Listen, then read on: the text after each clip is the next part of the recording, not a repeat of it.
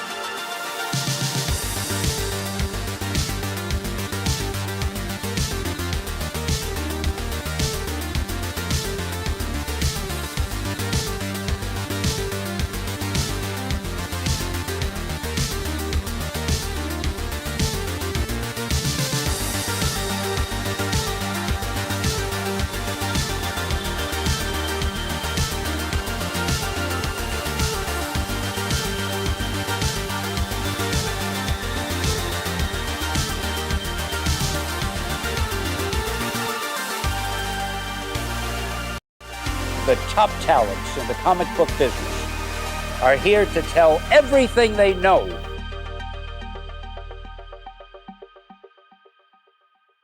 Welcome, everybody, to another Tuesday night, another Industry of Comics show. This is episode number 81 for this week. Got my compadres here with me, Jesse, Dennis, and Emmet. We've got some interesting stuff to talk about tonight. The big story we're going to get into is about the dreaded fourth quarter in the comic books industry, and we'll kind of talk about that for a bit. But we've also got more Diamond bankruptcy news that's dropping as we are going live. We'll get into that here in a second, and then later on in the show, we'll be joined by a special guest to talk about a monster anniversary that's coming up in a couple days.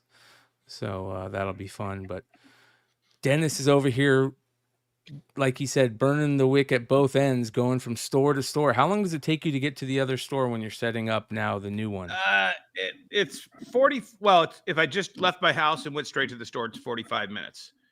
But I've always got to pick up something from the printer, pick up something I forgot at the store, got to stop by the warehouse to drop off some empty totes. So it turns into like an hour and a half process to get there. And then luckily all the traffic going from Toledo back home has been light for the last couple weeks. It used to be under construction. Like a month ago, it was under construction. So it was down to 2 lanes, 1 lane. And so it could be an hour going home. But going home, it's like 40 minutes. So I got about two hours of road time. I get through some podcasts, some rewinds during that time. And then I'm just busting my ass. We just built the comic wall today, and we started loading Pokemon, and just a lot of other stuff is just this close to done.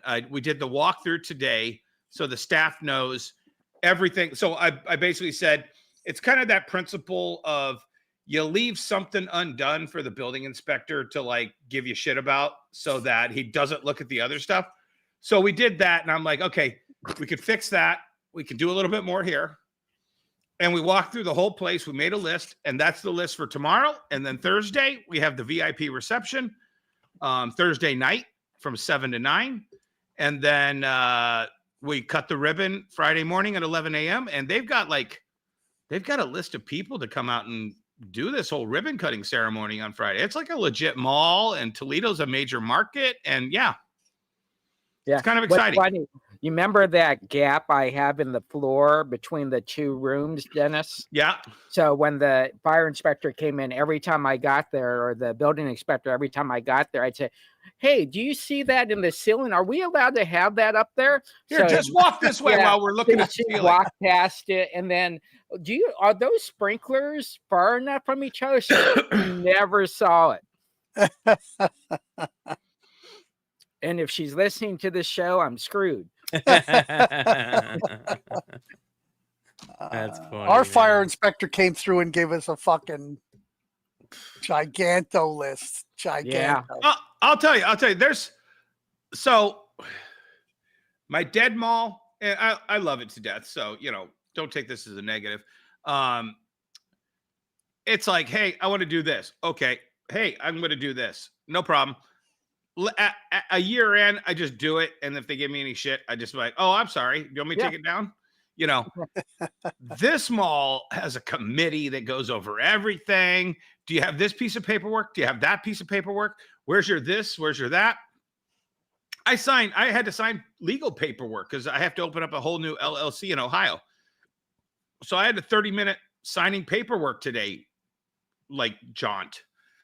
So yeah, it's a whole nother level of real business compared to what 20 years of comic book shop, not real business has been. Yeah, sure. Sure. And if you're opening up a store out there, I'm going to tell you folks right now, inspector, fire inspector, building inspector, those are your friends. Yeah. Yes. So don't give them shit.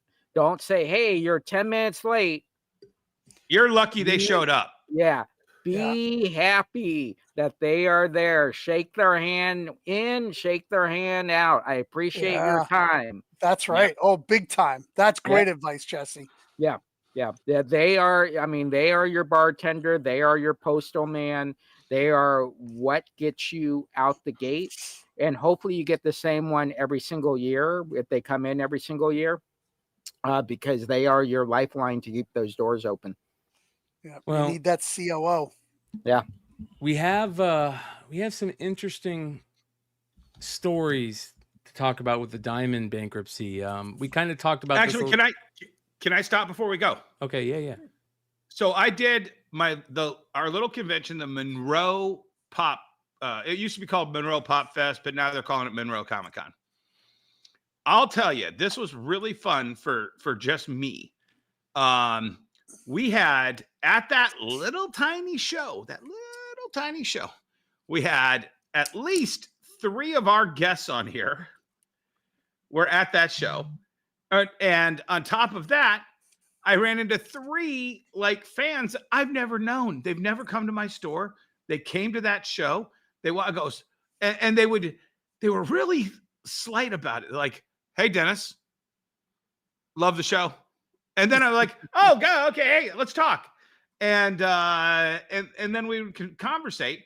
But I'll tell you the one consensus that all 3 of those guests said, and one of the guests and 3 of the fans that watch the show that are not in the industry. More Emmet. Well, yeah, obviously more Emmet. Yeah. They all said the same thing. A variation of this. You know, I love hearing you guys talk about all this Diamond drama. I don't understand most of it, but I'm glad somebody's putting it out there to like tell us about it. And that's one of the things we get a little bit of like side angle, like, oh God, they're talking about Diamond again. There's a lot of people that want to hear us dissect this stuff. Yep. Amen. It's a big story. It's going to be a big part of the history of comic books and publishing comic books, you know? So, we talked a little bit last week about the news that Diamond was, you know, being told to stop selling the consigned inventory, which is a big deal. They also decided to start a lawsuit against all the publishers, which is another very interesting thing. Craziness. Like, what are you thinking? And then we started to see things like this. Overstreet Price Guide gets new distribution. Diamond Previews comes to an end with this October issue 445. All right. And then basically I'm talking to Emmet before the show, and Emmet's like, you know, I wonder if Sparkle Pop, aka New Diamond, aka Cubic Zirconia, is going to last. If they're just going to end up having to shut down shop. And lo and behold, they're laying off staff. And from a staffer at Diamond, quote, they will not last much longer, maybe end of the year. Yeah, because they'll get that Christmas money, right? For all the toys and stuff that it's hard for comic shops to Will get. they? Well, you got to figure there's something that I was talking to a vendor last weekend about. It's what they call on the boat. So Diamond Previews had a lot of stuff that was on the boat. And we don't know whether or not they've been able to take possession of that. But when December came around, they would have had 6 months to 9 months worth of production in the pipeline to be headed this way. So your statues and all of that stuff. When that stuff hits, it gets transferred to their warehouses. I haven't heard anything about like clearing out that. So some of that may have gotten canceled. You know, I know all of the toy people were fired in May because, I mean, Sparkle Pop Cubic Zirconian owns NECA.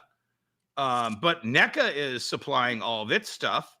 I don't know. There's something that's still we haven't been told 100% of. Well, I'm going to run through this real quick. So this is from Alan Gibson. I guess Alan is, let's see here. Who is Alan? Do you guys know Alan? He's a departing previews writer. He says, Diamond, what remains of it, and I'm speaking here of the active distribution business, not the quote unquote estate, will not last much longer, maybe not even till the end of the year. At least one of the brand managers in purchasing was let go yesterday, and the purchasing team was already depleted from departures by choice or not. The company, maybe division is a better word, isn't developing new business and isn't trying to develop any new business. There's no active desire to generate new revenue, just a resigned state of affairs in monetizing what remains in Olive Branch. This is not a viable business model over the long term. It's about extracting what value can be bled from the stone now. And when no more value can be wrought, wind it down and shutter it.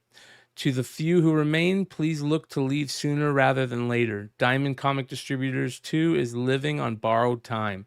I thought today driving home that Alliance Entertainment, which had won the bankruptcy auction for the assets, probably dodged a bullet when they withdrew their bid and the consultants went with the backup bidders instead. I thought about a situation where Alliance had won the auction and taken ownership, and then the estate said, oh, wait a minute, you don't own any of the consignment vendor merchandise, neither do the vendors. It all belongs to us. It's what we've been saying for a while now. Basically, everything that they're saying that is being said here is what we've been saying. Alliance dodged a major bullet, big time. And like, if I was A&T, I'm grinning ear to ear right now, you know? Yeah. We should make sure we tell them all our address so they can send us a fruit basket at Christmas as a thank you. Well, it's funny. I was asking Jesse the other day, like, when do we put back up the interview?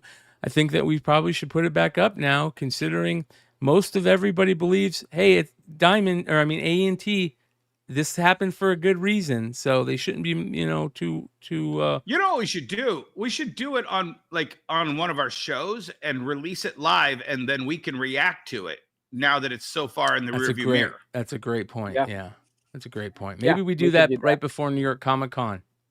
Okay, that's a good idea. Yeah.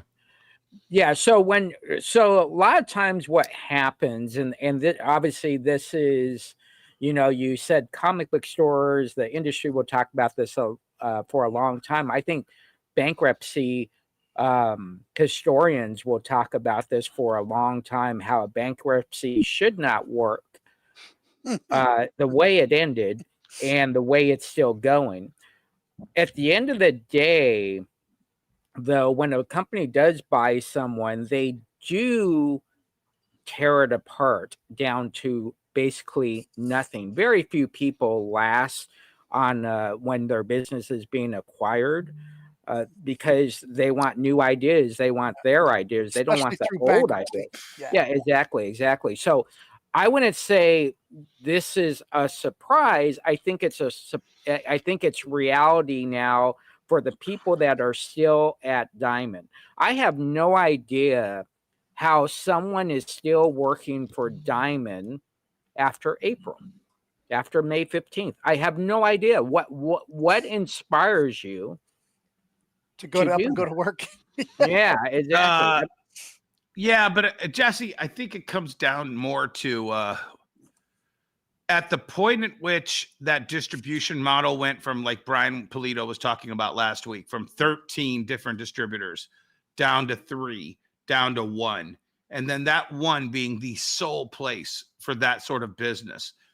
And then for DC to create a brand new hub with Discount Comic Book Service and Lunar, and then Marvel choosing a publisher that had zero interest in this. Where are all those people going to go? They have an expertise in selling comic books to retailers. Penguin already has that. Lunar doesn't give a shit about it. Yeah, I would say the person in payroll can go do payroll at Costco. The janitor can go do janitor work at Costco. So I get where you're saying the people Yeah. that are actually in the comic book world Mhm. Right. in that They business. need to go take a But chair, like you guys say. It's musical chairs. Go find a chair. Yeah. Exactly. But where's the previews guy going to go? Right. That was the guy He talking. should have found. Right. Yeah, That's the thing is his expertise is laying out a catalog for 1,200 specialty stores. Yeah. Okay. Well, he should get a guy to do some computer work and build a site so we have a place where we can send our customers. Yeah. Because Yeah. most of my customers are coming in going, I didn't know this was coming out. I didn't know this was coming out. All these new #1s that are coming out, I'm not getting pre-orders on them. Emmet, tell them to watch Beyond Wednesdays, the FOCs. Wednesday episode Listen, where I do. where Bryan McClay goes over every FOC ad nauseum sometimes. I love Yeah. you, Brian, but I'm like, move on. half of those fucking titles I wouldn't give two shits about. But I mean, there's places out there we have to build that network. Yeah. And tell the customers to go to some place like Brian, who is not going to steal their customer information. Right. A place like Cover Price that is not going to steal their customer information. Yeah. Yeah. Well, Exactly. here's Let's not what's wait for some interesting. middleman to come in and try to steal it all. Emmet, I think somebody brought up about how they're gonna they're hoping they have a good December with all the toys. That's not the case. Bleeding Cool has also heard from other sources at Sparkle Pop's Diamond Comics business division who tell me that a large bulk sale of Diamond Select Toys product is coming, but after which staff are expecting that Ad Pop Sparkle Pop may cut its losses and shut down the Diamond Comics division. That's what I just said before I had to blip out and come back in. Where are all the toys? Yeah. Okay. That was the primary market at the end was having that toy distribution. And now all of those toys are sitting around. They got to make their nut. You know, I quote Eddie Murphy all the time. They're panicking. They're not going to, their wife's not going to make love to them, and they're not going to get G.I. Joe with the Kung Fu grip. Yep. Here's your final, is this your final Diamond previews right here? My final Diamond previews is the Mark Spears Gargoyles cover. So Yeah. I'm good. Yeah. Main previews writer for decades, Alan Gibson, is the one who said all that stuff. So, But I mean, the thing is that's one of those, I'm sure the guy who laid out the Sears catalog that last year was the best goddamn Sears catalog layout guy. But Sears made a catalog 3 years past the internet. And there was no place for that guy to go when Sears went belly up. let's look at this. This is Alan Gibson right here on his LinkedIn. He said, he starts it off by saying, today was my last day at Diamond.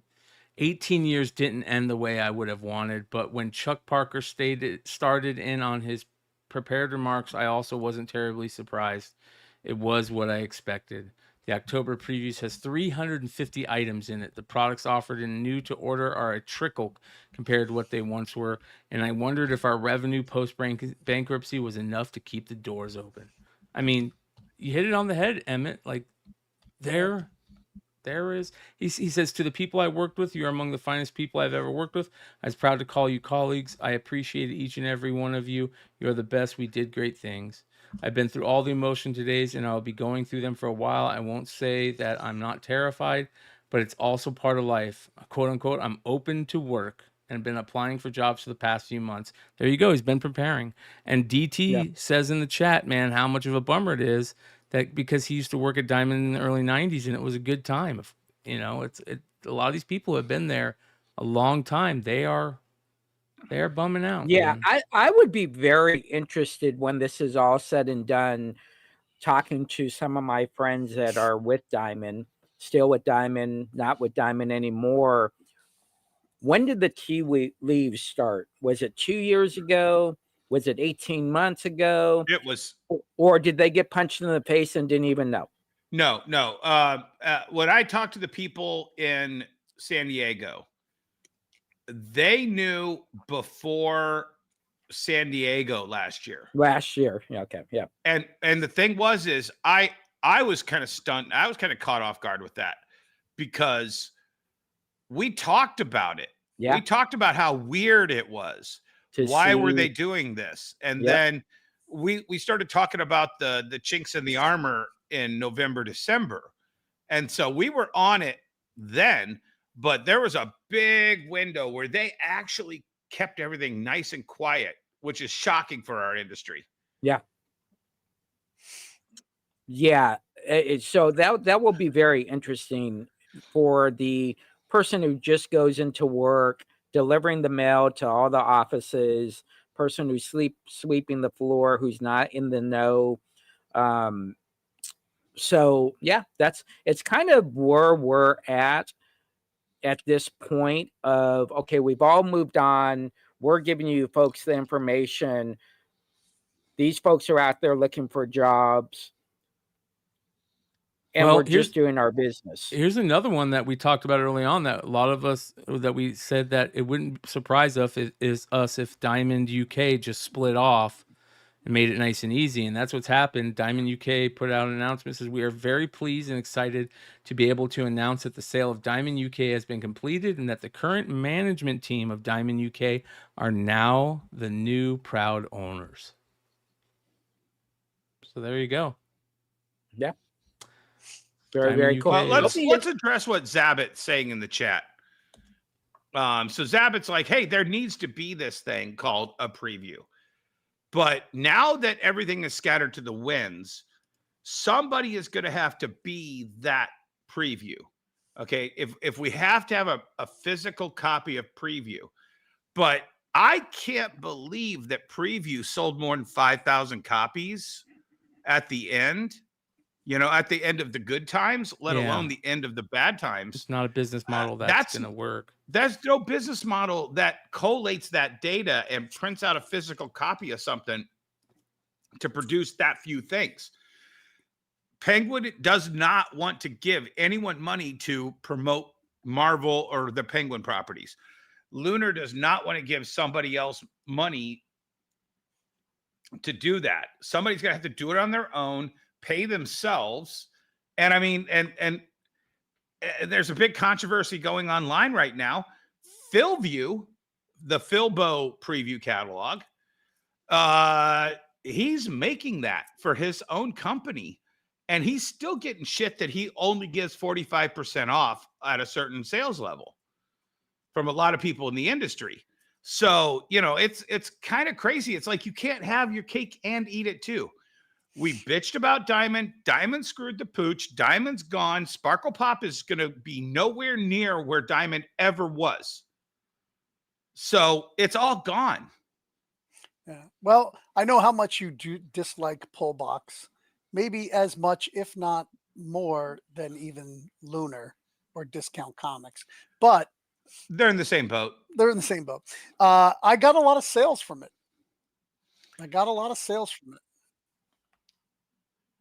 And luckily they never got enough data to make it worth their while to screw you over. Exactly. Comixology, however, did. The second they got big enough with that subscription service business model that Pullbox was, the second they got big enough around 2011, 2012, they got bought by Amazon and all that data got used against retailers. Everybody that was worried about the Overstreet price guide and what was going to happen to that, it has found new distribution through Lunar and Universal. So there's that, and of course, Diamond UK. Yeah, and the great thing about Overstreet is still the same team. Yeah, Mark is still there. So we are, all the Overstreet advisors will say, I think they should do some purging. I think some of these guys that have their high school pictures but been an Overstreet advisor for 30 years, I think they need to update their pictures. But I think that's a good thing. So that will still come out. We hope that they get more into the digital world and figure out to give both options. Again, when the price guide comes out, it is outdated the next day, but that's fine. It's a start. It gets you there. I have to, one of my favorite movie quotes of all time, Danny DeVito, Other People's Money, Buggy Whips. At a certain point, even Overstreet Guide is going to be a buggy whip. This industry does not. What, Emmett? That's true. Things do go with the dodo, but Matrix still use not Matrix, Dominatrix still use. So now you have to pay way more for a buggy whip. How did we go? It wasn't me this time, chat. It was not me that took it there this time. Okay, it was Emmet, right? Emmet, right? Yeah. Oh, you guys should have heard the pre-show talk.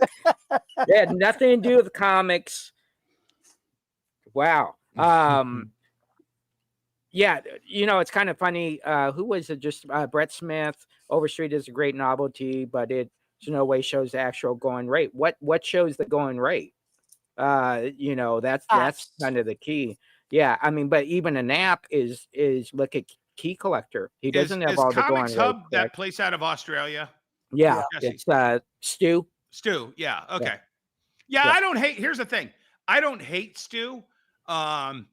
I think Stu got a little aggressive at COVID, thinking he was going to sweep in and save the industry, and that we were all good. And I was just like, Stu, calm down, man. Just do your little thing. Comics Hub is not as good as Diamond's software was. Comic Suite. Comic Suite wasn't as good as it should have been. So there's still a lot of this industry is a butterfly, and if you touch the wings the wrong way, it never flies right. Yeah. Lunar's ordering system and Penguin's ordering system sucks too. I missed a Marvel again. I don't know how. I have it on my calendar. I've gone in and did my triple, clicked the button. I don't know if somebody else added. If you add one item to your order, you have to reconfirm the entire I know. order. I fucking hated that. And I think maybe it wasn't me this time that somebody asked to order a book. One of the either my partner or my kid put it in and just figured that was it. You put it in and hit click order.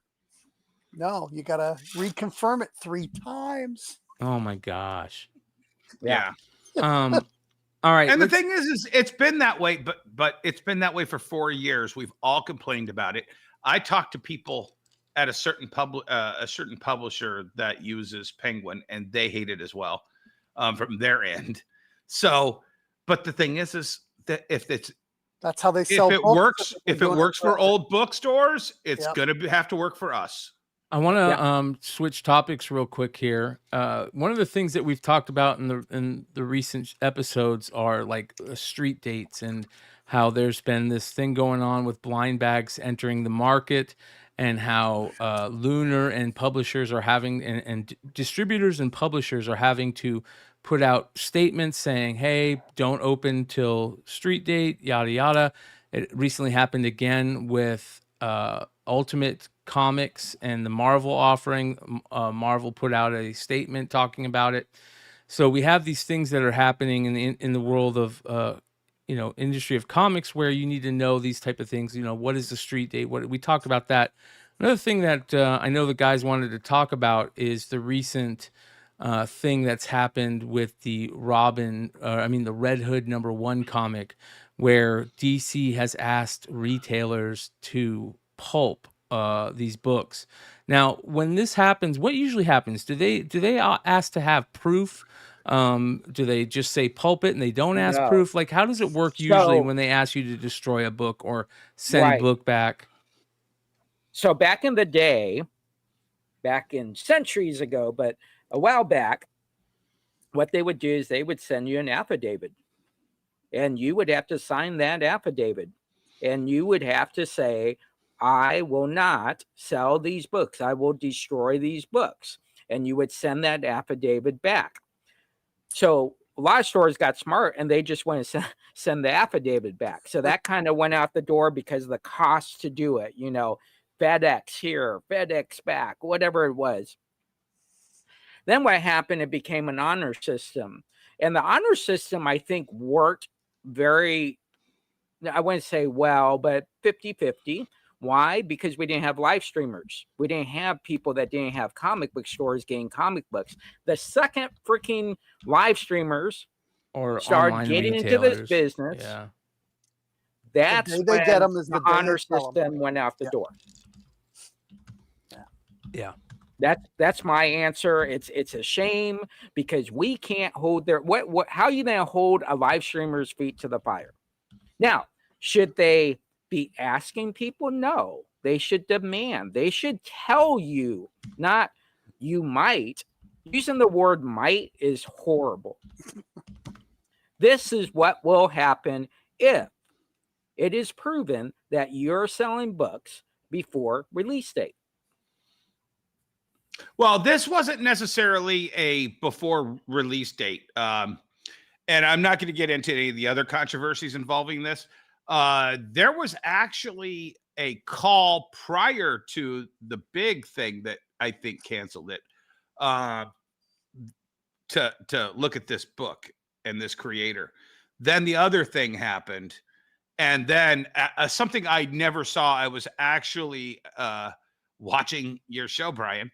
And all of a sudden my little email alert went off at the top. I'm still on the email list. I don't know why. But it says DC is canceling Red Hood 2, Red Hood 3, and all copies. Now, this is on a Wednesday at 12:53 a.m. You know, so however many copies sold during the day, those are already in the hands of people. They said, we are refunding you for your entire order, despite what you sold. We're asking you to pull the book and get rid of it. So there's no quid pro quo. I mean, they're getting all of their money back. Everything they've sold is in their pocket. They're saying, hey, get rid of everything else, please. Now, we all know retailers. And this was a very highly anticipated book. I know a lot of retailers who ordered very heavy on this to get that Jim Lee Virgin. You know, this is going to be I don't think it's going to be a nothing burger completely, but it is a single issue for a series that will never happen ever again. It might as well be a one shot with a cliffhanger that never gets resolved. And everybody's already gotten their money back. So everybody's selling it, is profiting off of it. And I don't think DC is going to do anything to punish anybody. And I don't think they should. No, listen, the book's not good. Right? Yeah, that was the first thing Emmet said. That's why it should have been canceled. I don't care what anybody says about anybody. You either have thick skin or you don't. But his voice is it's wrong funny that for Emmet his continuity. Emmet falls on the one side of this and then completely falls on the other side of this. And I'm kind of just down the middle. Yeah. I think that the book it's not well written. There's it doesn't exist now. It's literally a fart in the wind. Yeah, 6 months from now, there'll be $5 books, $3 books. It's not going to retain any value other than it's a thing to buy right now. You know, if you go through our history of comics, what would be the percentage if someone just did the history of the last 10 years of a hot book, and what is still a hot book? What's a hot book? 1%? Okay, so what's somebody Batwing? who knows how to market and keeps a bunch. Cover price does. Yeah, it'll go down to $3 or $5, and then a year look back or a But 2-year look how back. much is Batwing going for now? Batman Damn #1. Batwing, $35, $50, something. Right. Like that. It had a high of like $150, $200. Yeah, I sold the one-on-one copy, the bag copy. There you go. Like $13.99. No, 75. No, what's the one above there? That's number 3. You got to drop those out. Oh, that was number 3. three. Okay, sorry. Yeah. So 172 for a signed 50. variant, 87, 59, 40. I have one on my wall 30. for $50. Yeah. 125. Yeah, I sold mine. Okay, so look up the Slur issue of Wolverine. I think it's 131. 133. 131. Yeah, 133 or 131. 131. 131. There it is. There you 131. go. 9/8 for 9/8, $100. That used Yeah. to be $100 raw. Yeah. And that's the Reclawed Slur edition. Some of them, And that some was- of them hold their value. Some of them don't. There's some that Yeah. are just more rare. Some of them are less rare.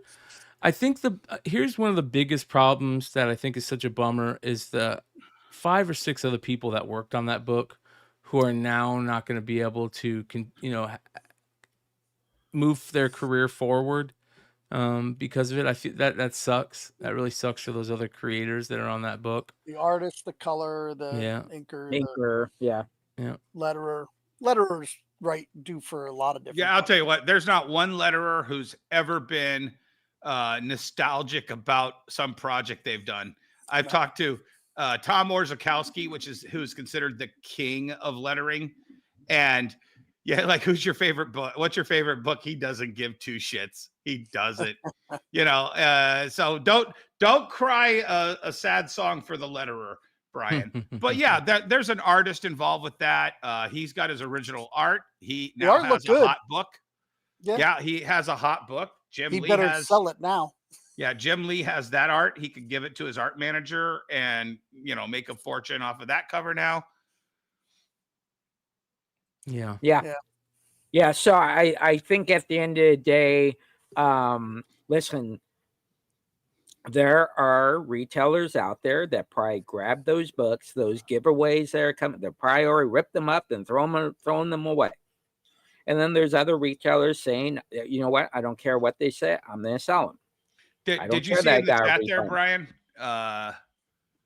I forget the name of the store. I'll pull it up. You could go to their Facebook, Ontario Street Comics. He had the most unique. He announced that he was selling all the Red Hood comics at half off because he ripped every one of them in half and put it in a bag and board. That's funny. Yeah, that's funny. So, I mean, that's another thing that throughout the history of comics has been asked for retailers to do over the past 50 years. You have to do things like this, and I agree with you guys. I don't think DC is going to be really policing this much.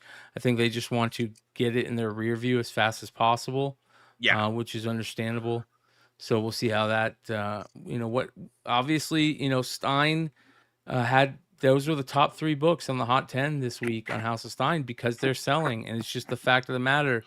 It is what it is. So how long that will last, if in a year that value stays to it, who knows? Is it every retailer, every business has to decide what they're willing to do for their customers and for their business and what they're not willing to do. And that's your decision to make. Yeah, and just because I think I'm the most opinionated when it comes to this kind of stuff on here. There's no amount of money I need to ever make to sell one of these to put that name out there any more than it's already out there. Yeah. You make those decisions yourself, and others were like more than happy, like, holy shit, I'm gonna make a fortune off of these books. Great, do it. My son actually, I'm gonna tell a story real quick. My son actually picked up 2 of these Wednesday morning for one of my former employees who loves the Red Hood. It's his favorite character. And he ordered 2 copies of it from my son. He had to deliver it through me to him at my booth at the convention. So I was unwittingly a go between for this transaction. But Dennis is the middleman, everything he hates. Yeah. Cover price though. It was cover price plus discount. So there you go. Conventions. We have Baltimore, we have LA Comic Con, we have New York Comic Con, all coming up to end out the year, which is very interesting. We had Alex Ray on to talk about an event that they're going to be doing at New York, the inside a retailer thing, if I'm not mistaken. So this is way better for us now, though, because we can do our live ripping midnight show. Yeah. Yeah. Yep. without having to do it from our hotel rooms in New York and try to get like connections. Yeah. So we'll be able to do it from home and then fly into New York the next day. Yeah. But at Jacob Javits Center, there are so many people there. This isn't exactly it, but this is another thing that's going on. I don't know if you guys saw this, the ICV2 Insider Talks and Comic Industry Coffee Break. Is this the same thing or is this something different? It's going to be during the retailers conference. Okay. So this is Dude, something it's interesting. packed. If you read through it again, what they've got going on for retailers, there's going to be no time for the floor on Thursday. Oh yeah, dude, it's nuts. Yeah, there is. Yeah, there is. And now announcing this publisher that you don't give any shits about. All right, Emmett, I'm going to have a smoke break. You go hit the floor. Oh, man. Now announcing one of the publishers. The publishers only screwed get over- 5 minutes. DC and Marvel, I think, get 10. Everybody else gets 5. I'm So like, that's this 25 format minutes is right there, bullshit. Emmett. Yeah. Yeah. I don't think I don't think anybody has figured this out over the years on how to make it very, very productive for the whole day. There's a Just lot of because, signings. like Dennis said, you have publishers that we just don't care about. They don't bring us any ducats to the cash register. But there is you a know- lot of the most swag I've seen in a super long time. Right, but here's the thing, Emmett, and this is what Jesse and I used to have conversations about this mid San Diego. Like when not San Diego per se, because San Diego usually had a clock, but mid Baltimore Retailer Summit or mid Chicago.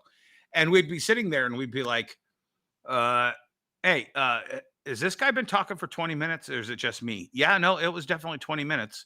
Does this guy represent 0.5% of the industry?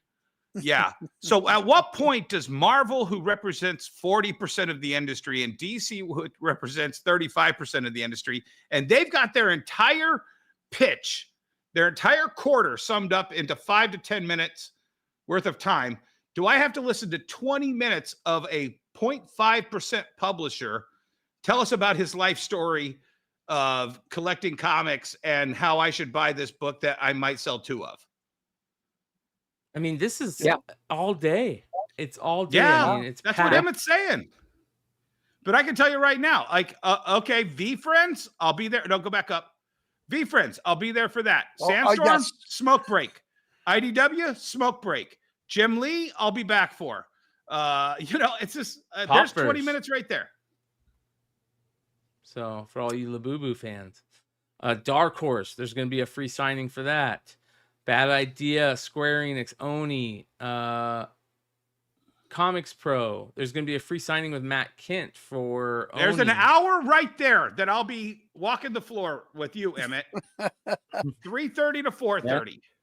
McFarlane's going to be there signing at 4:30. That's a big deal. Yep. Boom's going to be there after that. That's cool. BCW, Tops. James Tynan's going to be signing. So you're going to be able, if you're a retailer going to this event, it's all day. Yeah, it's a long day, and there's a lot of stuff. But you can get Tynan signings, McFarlane signings, Matt Kent signings, Jim Lee Emmett, signings. can I be your +1 for the Lunar already? Oh, yeah. The Lunar cocktail party. Remember they If gave you've me got shit? a pass, you automatically, they gave you shit. But if you have a pass, they said anybody who's a retailer, if you've got a retailer pass, you get in. Okay. Or pro pass. Supposedly pros are getting in too. But if you look at the bottom there at 5:00, that's the only thing that really doesn't have good information. Not 5:00. Sorry, 5:50. Comic knowledge. Yeah. The fuck does that mean? Uh-huh. And it's Yeah, for an it hour is. and 10 minutes. No, I think Comic Knowledge is actually a company. It's a new company that just came out. So so it's not how you're reading it. It's Does it- actually the name of the company. Ah, Jesse, does it have any of the 3 of us on here? No, it does not. So it's clearly not knowledgeable. Yeah, there you go. These are kind of funny because retailers, good entrepreneurs, are people that can't sit down for a long time. We got to get up. We got to move around. We got to shake hands. We got to kiss the babies. We got to, get those lollipops and do all that type of stuff. So it's tough. Sometimes it's tough to sit through these. Go back down one more time while Jesse's when talking. you can go on the floor. Yeah. I would like more one-on-one. Yeah, I would like more one-on-one time with the different publishers instead of listening to the drivel. Okay, so I know Patrick Brower from Challengers and Comics and Conversations in Chicago. So apparently he's giving the keynote address at 8:15 p.m. But I don't know. Do you know who either of the other two people are? I can't read their names. Well, the one guy looks like he wrote The Good Asian, which was a big book a few years ago. Okay, his name is Pornsack. Pornsack. Adam, don't get excited. Yeah. Adam, do not get excited in the chat. Pichette Shote. Yeah.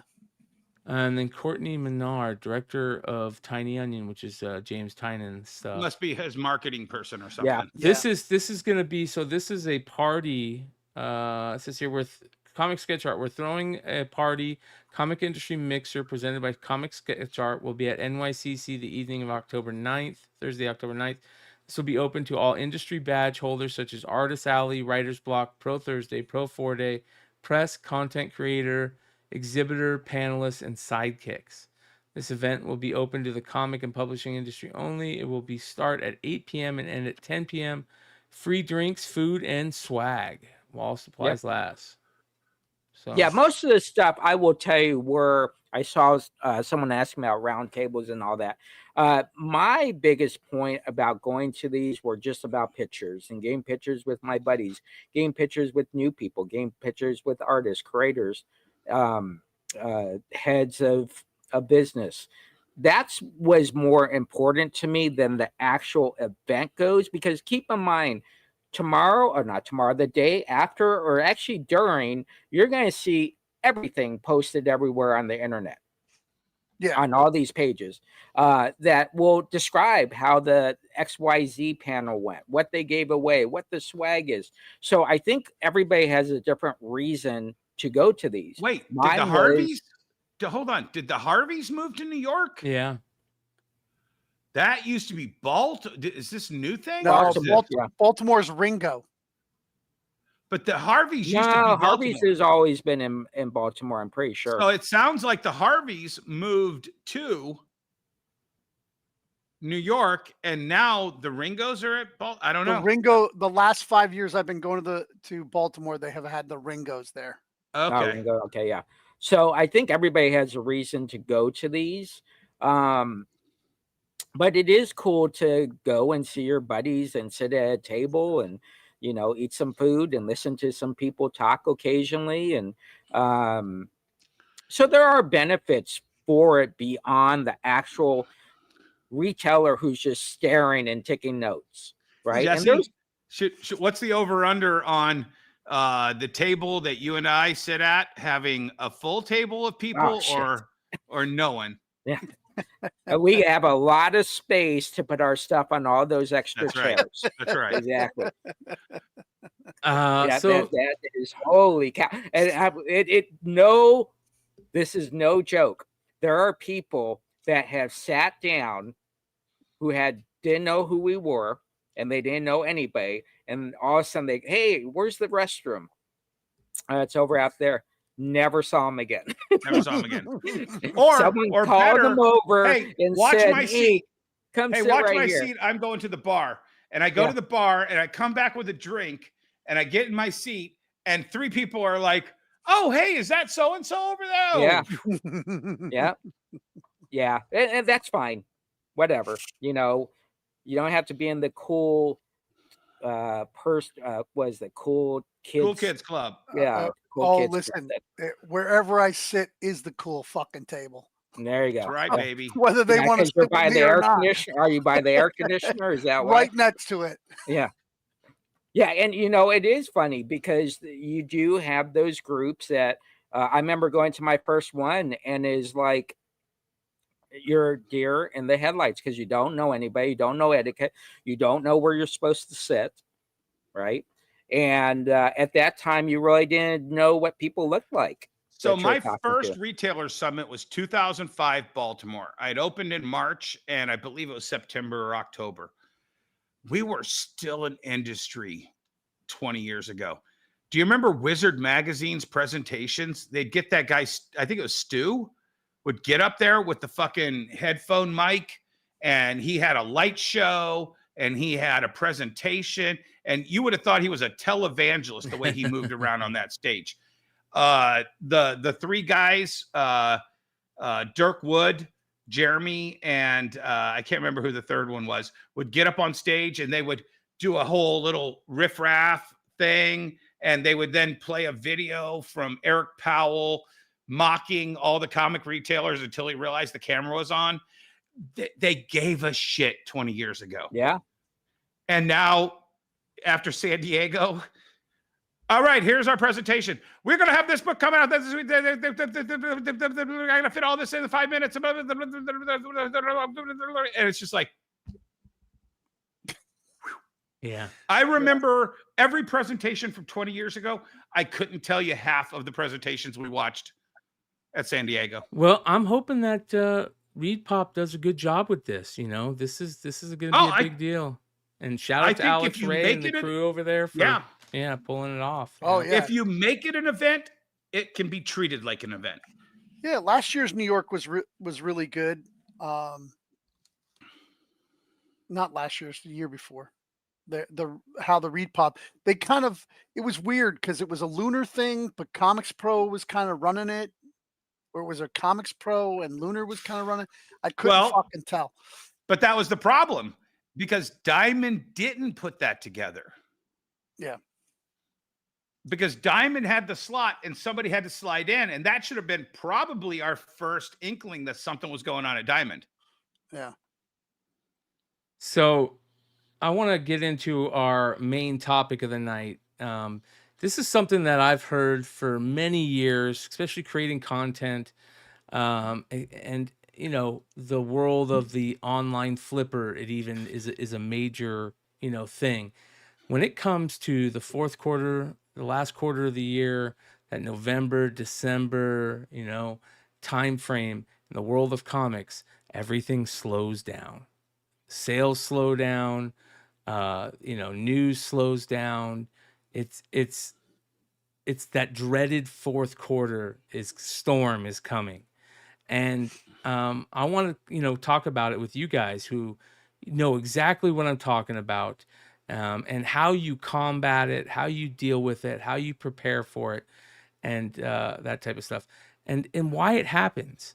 Obviously, I think, you know, Christmas and the holidays are a big part of it. But, you know, you guys, I would love to hear your guys' information on this, because that time of the year is fast approaching right now. Yeah, I think one of the things is we get beat up right before October starts. We're pretty beat up. We've had to deal with new issues. We had to deal with buying collections, you know, me and Dennis opening up stores, you know, the wear and tear of working that all day, 5 days, 6 days, 7 days a week, the mental part, right? Exactly. And so it's not the fact that you're slinging stuff and that you're selling more or you're selling less. It's just, it's the heavy part of the year.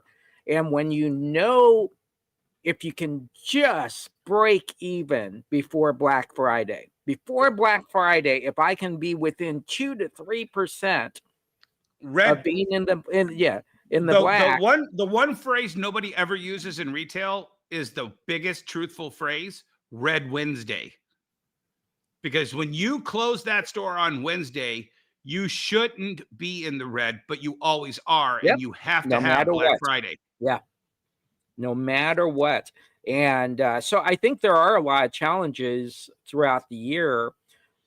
If you go to conventions, if you're doing live streamings, if you travel to go get your buys, trying to get your orders in correctly, dealing with new issue customers, non-payers, non-pickup people who said they ordered XYZ. So the daily rhythm, I think, is okay for most. Some actually are fine with it being a little bit slower because they're saying, okay, I got that break, but man, when Black Friday hits, I need to be ready to go. Yeah. You Yeah, know, that's the there's big thing.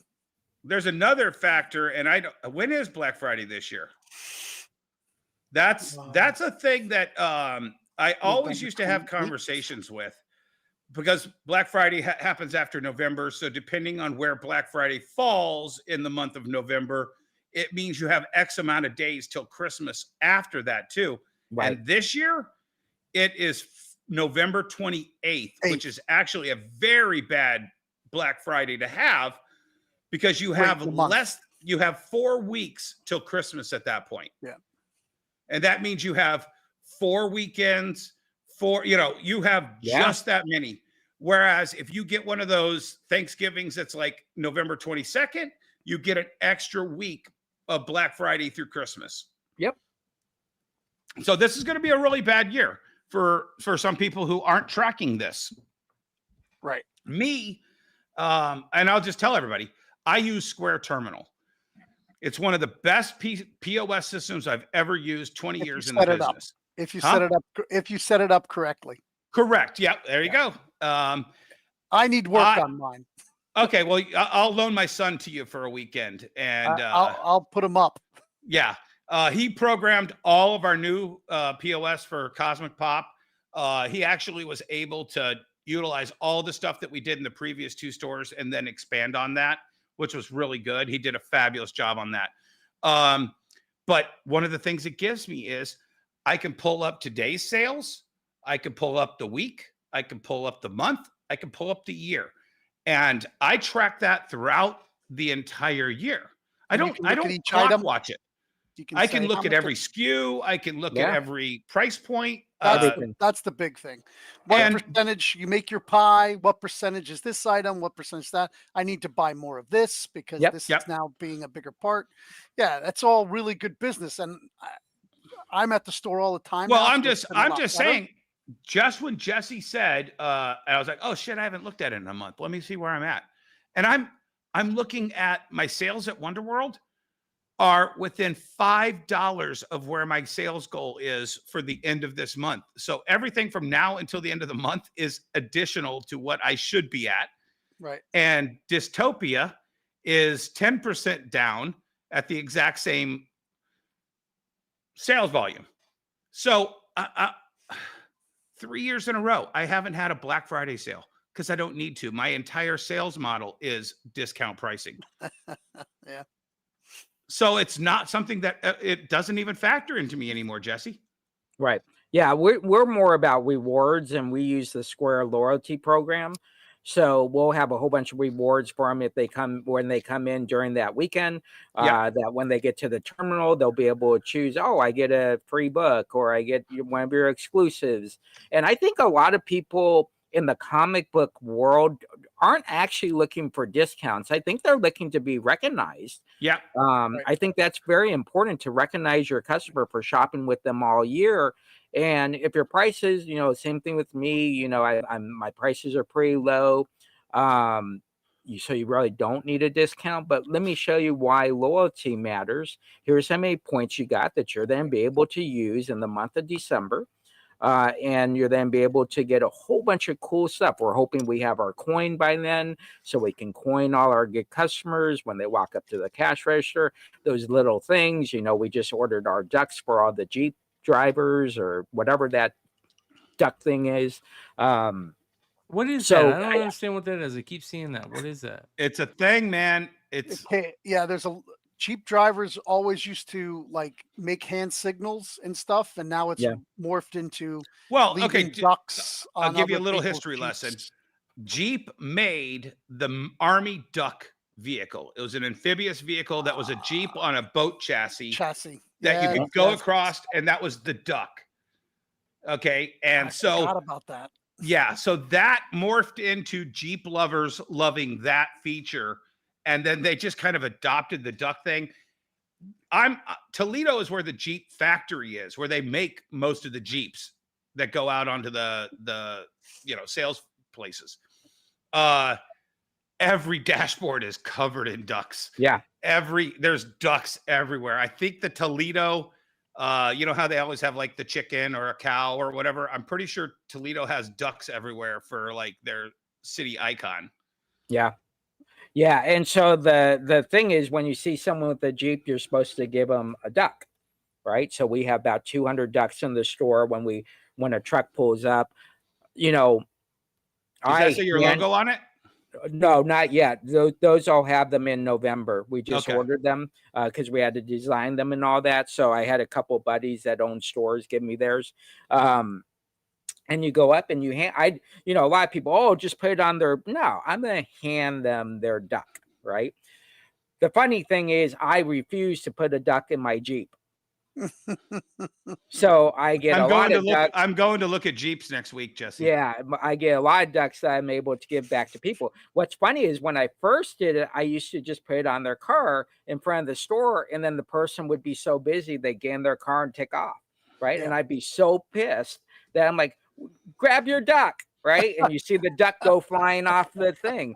So that's the other reason why you probably want to hand it to them. But hey, it's like, when you see the motorcycle guys drive by, they give the hang low, or you can't see whatever they do like that. It's just a cool thing. But the duck thing, you get some people that are, man, they are ducked out. Yeah. My 93 YJ is being painted as we speak. I'm the only one without a Jeep on this show? Yeah. What the hell? I'm having mine painted like a Jurassic Park vehicle. So it'll be parked down at my shop where people could sit in it and take selfies with it. And nerd. Yeah, there you go. Nerd. Yeah. But so anyways, back to this time of year. So keep in mind, you got a lot of product coming out, you got more blind bags coming out. So you're trying to make decisions on how do I get into 2026 in a healthy position. The tough thing about retail is November, you're ordering for January, February, right? Every dollar that you have to make has already been spent. Yeah. Yeah. And so it's pretty crazy how you blend the third quarter into the fourth quarter. How do you maintain being excited as much as you can? Keep in mind, when customers walk in your store, it doesn't matter if you're having a bad day, your job is to make their day better. Absolutely. And I think there's a lot of challenges going into those slow months because people are holding on to their money for Black Friday, for the Walmart Christmas sale, presents, and all that. Yeah, all that stuff. We're very lucky where I'm at, where my store is at. Even though it's a small market, the city has what they call a full foliage. See, we have weather change, and our trees change colors. People Bryan, come up. What he's describing is what happens when you have seasons in your state. Yeah. So they close the street down, and there's a big street fair, and we get like 5,000 to 10,000 people, and I make probably a week or a week and a half's money in one day, and that saves my whole third quarter. And then October actually for me starts to pick up, and then November is great. This year I'm going to sell subscriptions.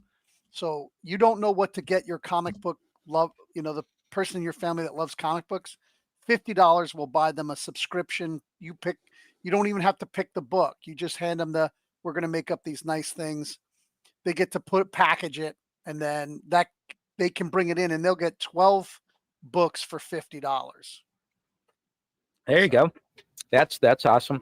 The one thing with Square, Dennis, I don't know that if you know this, you can do virtual gift cards on Square now. I was not aware of that. Yeah, But I have a so- meeting with my COO, CFO tomorrow at 10 a.m. to go over all the stuff for the Square terminal that we're going to be implementing for over the next 3 months. Yeah, it's awesome because you get to create your own virtual card. So we have our own virtual card. When the person buys it in the store, it automatically gets emailed or text to the person getting the card. So there's no more physical cards. If Do you what? give people credit, does it track it? As far as when they use it? No. So when people sometimes trade stuff in and they don't want cash, they want trade. Right. And we track that. We keep it for years. We keep it on a board. Yeah, we keep it on a board.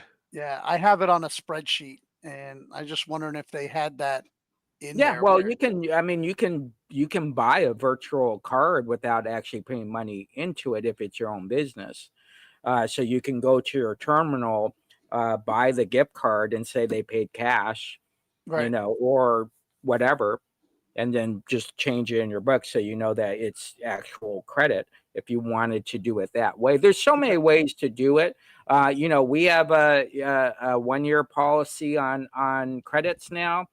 Okay.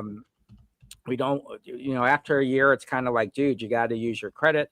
But at the end of the day, the other great part about this year is we're buying a lot more than we are normally. A lot of people are understanding, like in my store, where we are a full collectible vintage store, we're buying everything from the household. So they're not having to go to another store to sell their records, their vintage shirts, their Disney stuff, their VHS tapes.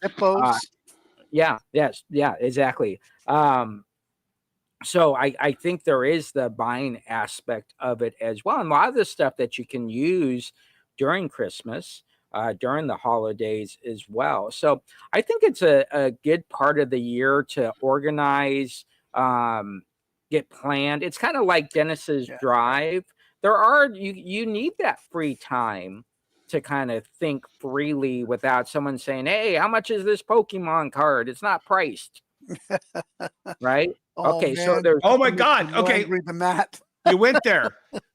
So there was a vendor on the first day of the convention, and I took the girl who does all of our Pokemon, the Pokemon Terminator, and I said, oh, let's go around and see if anybody's got stuff too cheap, and let's just buy it all up. And we go to this vendor, and he's got 2 giant display cases on his table, and it's nothing but Pokemon. And I'm like, how much are these? Oh, we look them up on TCG Player. Yeah, guys, you gotta price the shit. Yeah. You can't. That's the equivalent of I'll look it up at the register for Pokemon dealers now. And then we went to a second dealer that did the exact same thing with their binder. I price all my Magic. I price all my Pokemon, but my Magic I do not price. It just changes too often. Yeah. Really? You know what I do? I go up to that person, I pick out 50 items. I go, look everything up. 50 items. I'll be right back in 30 minutes and never go back. Right. Yeah. So with Magic, there can be a tournament in California. Yeah. And a new deck shows up and it uses a particular card that nobody had been using. I know. And that card goes from a 25-cent card to a $10 card. But that's the onus on us to do our due diligence on the back end. I used to watch that when they would do the San Diego Disney or D23 Disney thing. I'd be watching that live, and I'd be looking at my eBay while I'm on it. Oh, I got that in a 9.8 end auction. Boom. All right, let's see what else. Okay, relist, up the price. Do you use MTG Stocks website? No, I've heard it's good, but here's the thing. And I just watched a video on this today. There's so much manipulation going on in those circles, even in TCG Player. What's the other one? Star City, price charting, Star Channel City, Fireball. There's 20 guys in this industry that can just buy up inventory, jack up prices, and then cause an artificial inflation of a card Right. just by thinking it. I don't like to get involved in those situations. If I bought it at 10 and it's now worth 20 and all of a sudden it goes to 30, if somebody gets it that week, that's on me. I don't care. I still made my nut. Yeah, exactly. So what do these mean right here? So you're seeing that actually what you want to look at is, I think, interests up at the top there. If you click on interests. Yeah, see, this is the movement of each card. So this is a card that's not out until later this week, is the Spider-Man India. So originally it was 258, now it's 396. But as you go down, you can see that, like, this one that's now 124, which was 92. 30% increase. Yep. A 34% increase on this one. Oath of Druids. Dude, what do you think those I mean, let's talk Magic for a half a 42%. second. The announcement that there's going to be a Soul Stone in this. Yeah. Look up Soul Stone real quick while you're in here. Have you heard about this, Brian? I don't think it'll. Yeah. It Yeah. won't be in there. Every one of the Marvel sets is going to have an Infinity Gem. Yeah. Yep. And you know they're going to have an Infinity Gauntlet at the end that you put them all in. Look at this. Is this not insanity? Yep. So how much is, $157 for a foil. 100 to 120, Emmet. Yeah. I'm going to be opening a case, so hopefully I hit a couple. Yeah. But some of the rare stuff, they say it's not going to even be in a case, not one per case. Yeah. So it's a mythic, but the thing is I consider this to be one of the biggest investments, guys, because this is a 2-year plan by WotC to slowly release the Infinity Stones. When those last 2 stones come out a year and a half from now, everyone is going to backtrack to get this set, which will not be available. right. You know what it feels like, though? It feels like the Yu-Gi-Oh! What was that? The legendary? No, what the hell? Exodia. Exodia. Yeah, Yes. where you put the pieces together. Yep. You need the one card to put them all But together. at least Exodia all came out in one set, Legend of Blue Eyes. Yeah. You know, this is and the thing is this is the Spider-Man set. One of these sets could be rarer than all of the other sets, and that'll make that one impossible to get down the line because of distribution, because of the scalpers or whatever. I think this is going to be, it's a hugely playable card in Commander, and every Commander player is going to want to have an Infinity Gauntlet and all 6 stones. Yeah. So I have my player base is Commanders. Like, Commander players are my biggest player. I just think no matter what the price is of this, if you're a comic book fan and you want to dabble even slightly in this, buy it all the way up. I think every one of these stones is going to be a $200 to $300 stone in 2 years. Yeah. I don't This disagree. is a great site, man. This is an absolutely amazing site. Yeah. Emmet, send me that later so I can get my guys training on that. Yeah. Yeah, What was the name of the site? MTG Stocks. MTG Stocks. Okay. So they give you like what turned today, like what the movement was today. And then they have a second one is what turned in the month on the same one. It's usually there's like interest, Brian. Yeah. I know, I'm interest. just looking around. Oh, okay. Yeah. They also help you build decks. I mean, it does a lot of stuff. Well, So, and that's let's what do the this. chat's talking about. Yeah. It's not just one of these. There's going to be multiple variations for every one of these soul stones. I think the ones that look like Moxes are probably, I think, going to be the biggest ones, the foil of the Mox style presentation. So how much of your business, Emmet, is based on what we're talking about right now? 40%. 40% of your business is trading cards. Oh, just trading cards? I was talking just Magic. No. So Magic is 40% of your overall of my business? 70% of my business is trading cards. Overall. So you overall. your store only sells 30% comics? Yeah, No, he sells vinyl records too. 2, yeah. So Jesse, just to let you know, 50% of my profit last month at Wonderworld, 50 of just in store, was Pokemon cards. It has a higher profit margin than comics unless I'm selling Yep. wall books, right. right? So my comics, my bread and butter, my comics are my dollar books and my 50-cent books. And if you want to find out how to buy them, I made a YouTube video of Dennis telling everybody how to go out and start buying Pokemon cards. Look at my YouTube channel. Well, that What can I- help your store. I mean, what is the sales like for Pokemon and TCG in the months of November and December? How are those historically? Okay, so I can't get enough product. As soon as I get it, it is sold out. They line up in front of the store, and I am sold out that day. We are at a weird inflection point, Brian, of we're finally right where we need to be, but the industry is not giving us what we need to sell. Right. There, Emmet, if you could even get a 2-year-old Play Booster box, you would be able to sell it. On the day I get it. Yeah. The problem is they're not giving it to us. They're giving it to Sam's Club. What's the big one? Walmart gets it. Target Walmart. gets it. Yeah. Yeah.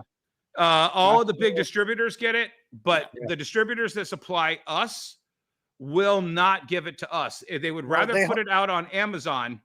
Right. Then- Or they're holding. Like I just got offered. So Final Fantasy Magic was a really big set, and they have these boxes that are collector's boxes. Yep. They're at like 300 when it first came out. 300 to 500. They wanted to sell it to me for 1,000. Yeah. Yep. Yeah. They're getting in on the secondary market now. Yeah.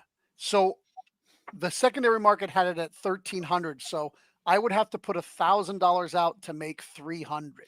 But Emmet, do you see the irony that the people who offer us this deal now probably already had this shit when it was 200 to 300, kept it back, trying to sell it through their side channels, didn't sell it all, and now they want to sell it to us for the secondary retail that their scarcity created. Yeah. I laughed at the guy. I laughed Yeah. right in his ear, and he goes, "Yeah, I know it's really expensive." I'm like, "Yeah," I said, "I'm not giving you $1,000 to make 300." Right. Yeah, exactly. And But I think that's so Brian, we would all be in the black right now if we could get the product. right. Yeah. Okay. Because they built this entire, but here's the thing. I follow all the local Pokemon and Magic selling groups. There is giant volumes of product hitting mass market retail right now. Meyer got a restock and they filled their entire shelf, I think up north Detroit somewhere. And somebody was like, guys, this is what I found at the store today. And everybody was like, holy shit. Yeah. But if you find it there, it's going to be hitting everywhere. Yep. There's so many people gobbling this stuff up and hoarding this stuff that there is going to be let's call it this. Let's put it this way. There's going to be a wizard level extinction event when people go to try to sell all of this product before Christmas, because they're not going to be able to buy their kid the G.I. Joe with the Kung Fu grip, and the wife ain't going to make love to him because they got too much Pokemon sitting in their bedroom. Yep. Waiting to scalp it. And the crazy part is, to the left of me, 2 stores over is Five Below. They sell Pokemon cards. To the right of me is Pop Shelf. They sell Pokemon cards. I mean, it is freaking crazy. But I wanted to show you examples since we're talking about this. On Saturday, I had told you guys I had sold a little over 200 items, and we broke it down through Square. And it turned out being 60 items were comic books. So if I did not have those extra 140 items, I would have only sold 60 comics. I wanted to show you how it transitioned into a Saturday. So vintage shirts were huge for us this past Saturday. That's great. We get about probably about 50 to 100 new shirts everywhere, or vintage shirts every week. That's a lot of hard work there. So vintage shirts, Yeah, that very, is hard very work. good. Yeah, it is. I can't source that up by me. Yeah, There's too much competition. right. In New York, Then fucking forget it. right. Oh yeah, especially in Europe. The other thing that has been really big for us is VHS tapes. VHS tapes have been on fuego for us. $5 each. You get 5 for $20. We sell a ton of VHS tapes. Yep. So that was another savior. The other thing that continues to grow in our store is anything wrestling. So wrestling has become big Yes. for us, especially loose action figures. We are seeing the young kids that want to play with those. The parents don't really want to open up the packages for $20, but they'll buy a whole bunch for $6 to $10 each. So that was good for us. The other thing, and Dennis has been talking about this forever, is anime, manga. It doesn't matter what we buy. It is going out the door. We primarily do vintage, but that was very, very good for us. The thing that really has been great for us, though, is records. Yeah, man. Records continue to rock in the store. Keep in mind, we're having people come up with one comic and then one each of these other things, or two each of these other things.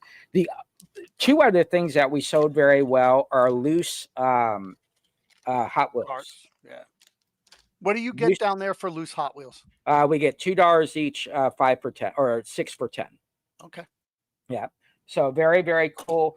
And I know you guys are going to think this is funny because it's really, you guys sell a lot, but cat meme stickers have been amazing for us.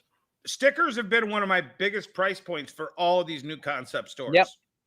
Unbelievable margins. Everybody's got to buy at least $1 worth. You know what's really big for me, Jesse? And you should try it over there because I know everybody wears them down there. Croc charms. Okay, yeah. We've been doing those. I just bought 2,000 croc charms for $100, and we already made I think about $50 in croc charms in the last 2 days since I restocked. He's not saying crotch arms. Crotch? He's saying croc charms. Arms. What did it sound like I said? Crotch arms. Crotch your arms. And you know, based on your spanking videos and all that, who knows what you say sometimes. Mystery Pokemon packs continue to be great for us. I don't have the knowledge that you guys have or have the team that can look them up, so I just put them in 20 packs. People seem to buy those. And of course, the number one selling thing, I don't have to tell you what it is.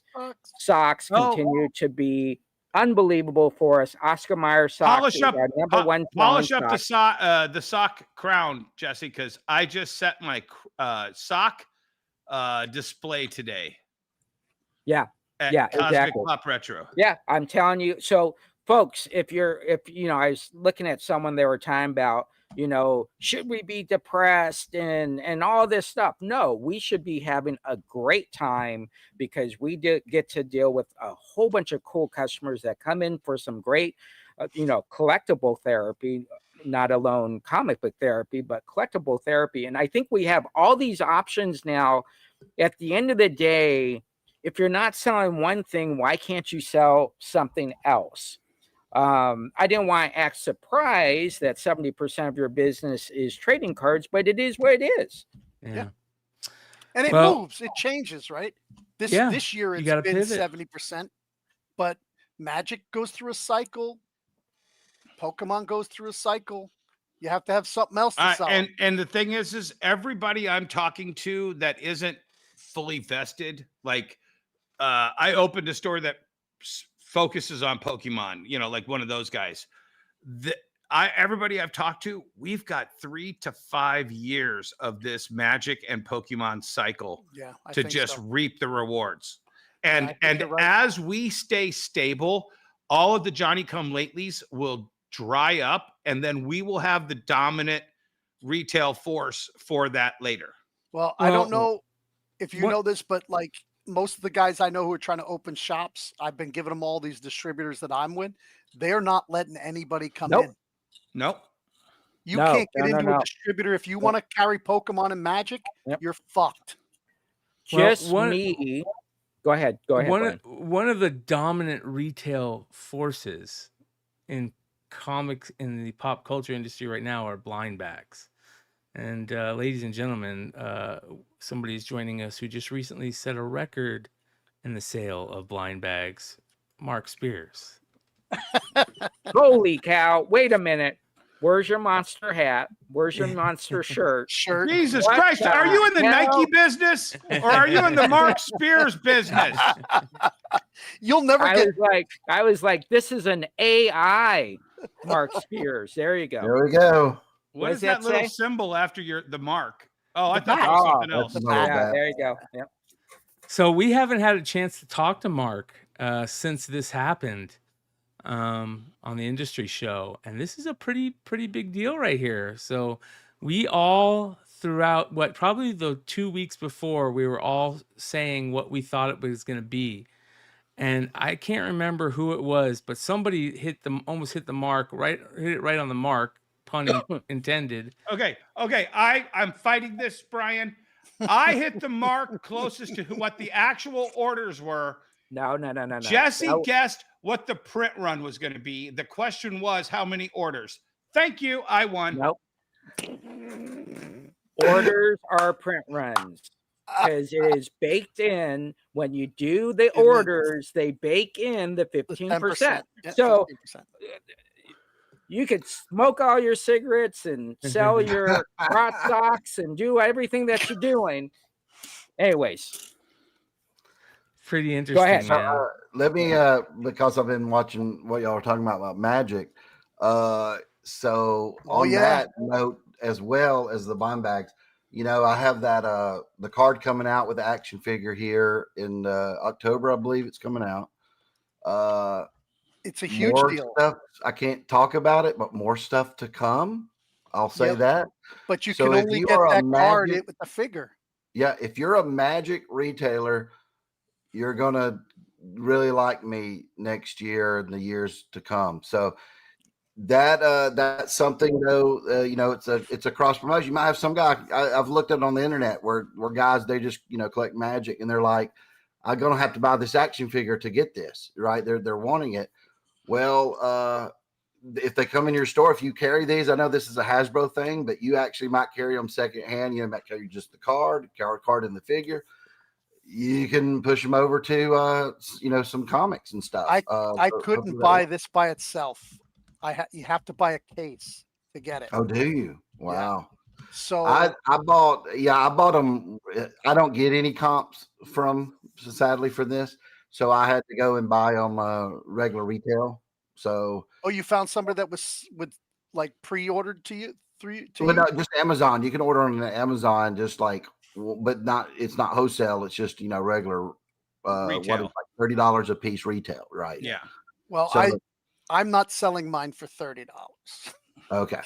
I won't sell mine for 30 either when I get them in. But but there's this out there. So if you're a retailer, you know who I am, and you're wanting to sell some of my stuff besides just the blind bags, because I think a lot of people might be coming out for the blind bags here in a couple of weeks. You have this coming out that'll be around the same time, and there's also this Spawn figure that's coming out. It's already been released in Canada. It'll be released here any day now. I've been checking different stores to see when it comes out. You can kind of tell on eBay, right? Right now, all the locations are Canada have it. So right when it goes to the US, I'll start seeing some US sales. But what's interesting about that figure? It's a Spawn 77 figure, right? But it has my cover on it on a Spawn #1 issue. Ooh. Weird. So it's very That's interesting that way. They had originally wanted me to do to get Spawn 77 in on time, like just maybe half of it done. Then they were going to fill the rest with just like concept art and release it. So I did do that, but they decided just to go ahead and put a #1 issue on it of Spawn #1. So, but that comic in there, I don't know how many will be printed or everything, but I think that's kind of neat. It's a reprinting of Spawn 1 with my cover of Spawn 77 on it. So technically, that's the first appearance of Spawn 77 on a cover. Wow. If you think about it. That's the That's Gwen cool. pool. Yeah, Yep, it's like it's going to Gwenpool, be yeah. interesting because right now, we're talking about release dates next year, looking, around the first quarter of next year. But this will be out now, and it really is. It'll be the first appearance of it's the one that I did. It's a concept cover for, I want to say it was San Diego of last year, right? It was or New York last year, maybe that was it, and that's what they put on there. So. Very interesting. You have that. It's also on the package. It's on the back of the pack. I mean, you can see the cover, but on the back, I believe they actually have it in black and white. So it's a two-sided flip cover, as far as I know, or So- not actually part of the packing. I've not had one yet. So we work in a 60, 90 day period of ordering. Are you in a 6 month to a year ahead in how you're producing?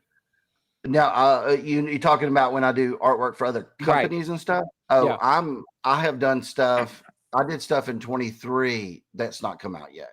I've done stuff that will let's just say for big companies that you will not see until 27. And what this is 25, so that'll be 2 years ahead. It's really weird that way. But it's just some places are like that. Others like, somewhere like DC and stuff like that. Oh, it's only sometimes that was a year away. When I first did my first DC covers, I started in August of 23. The first book, that actual comic did not come out until December of 24. So it was a year away. So it just depends on stuff like that. Mostly when I do a cover, it's a rush job now. It's like, hey, can you get this done, in a week's time? And they're putting it right out immediately.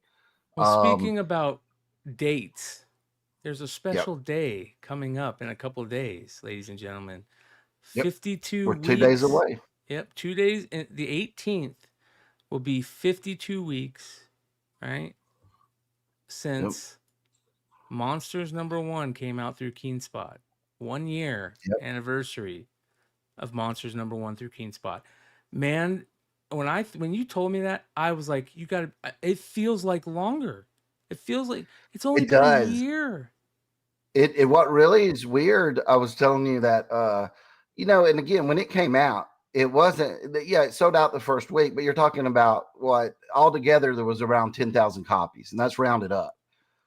So it wasn't, it was a hit, but from that aspect, Right. I didn't really notice things until probably February or March of this year that things were changing with the books. When I think it was number 4 was the one that we hit around 80,000.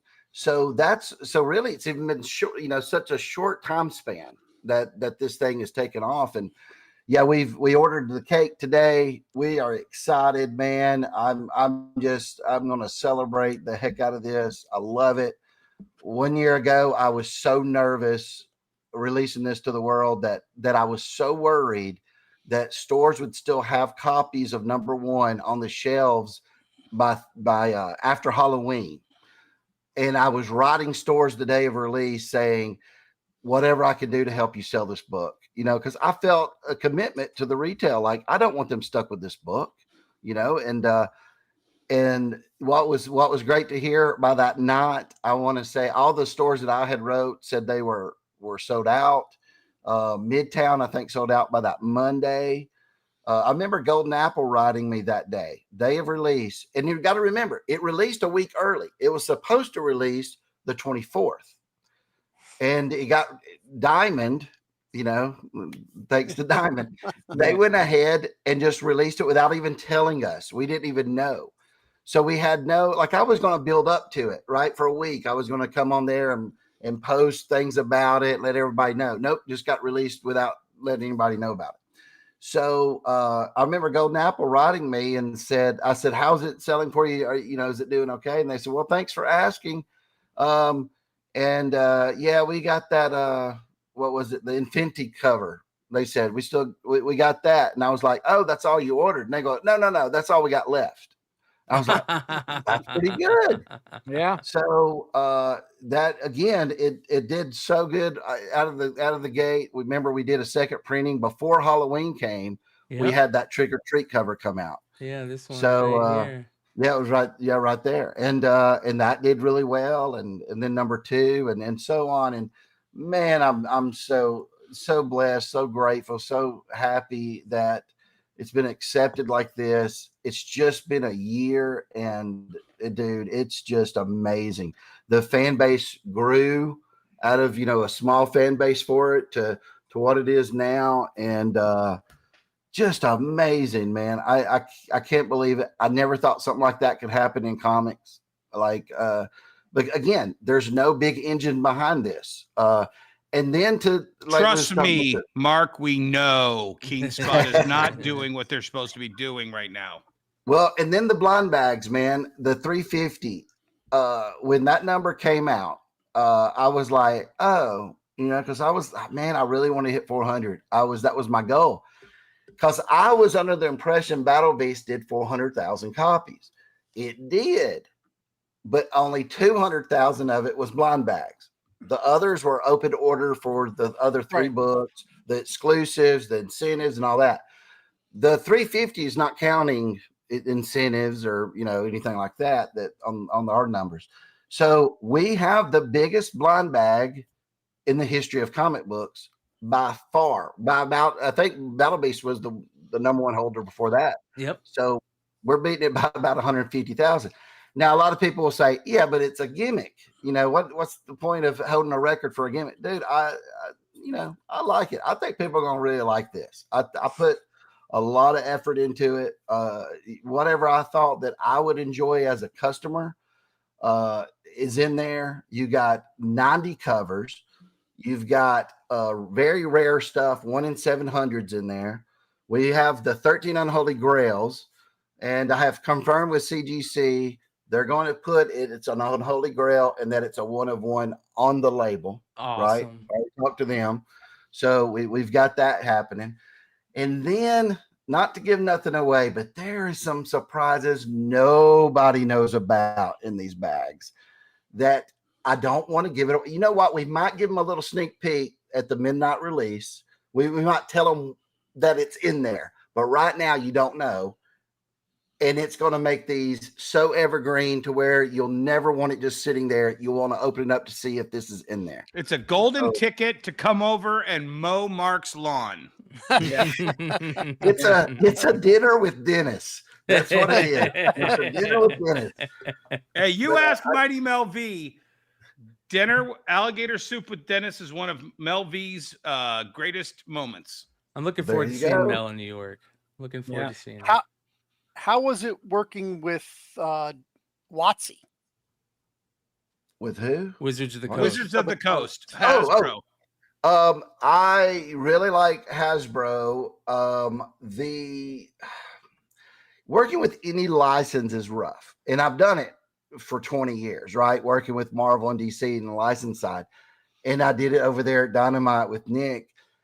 It's tougher, right? If I do something on Spawn, I got one guy to answer to, Todd, right? If Todd goes, Mark, I don't like the way you got him looking, whatever, I fix it. And a lot of times I give you creative license on like DC. I have never revised well, I'll take that back. One time they thought it looked too much like a DC person that worked there or something. But normally I don't do any revisions on any of the stuff I do at DC lately because they trust me. Like, hey, go for it. Go do what you can do.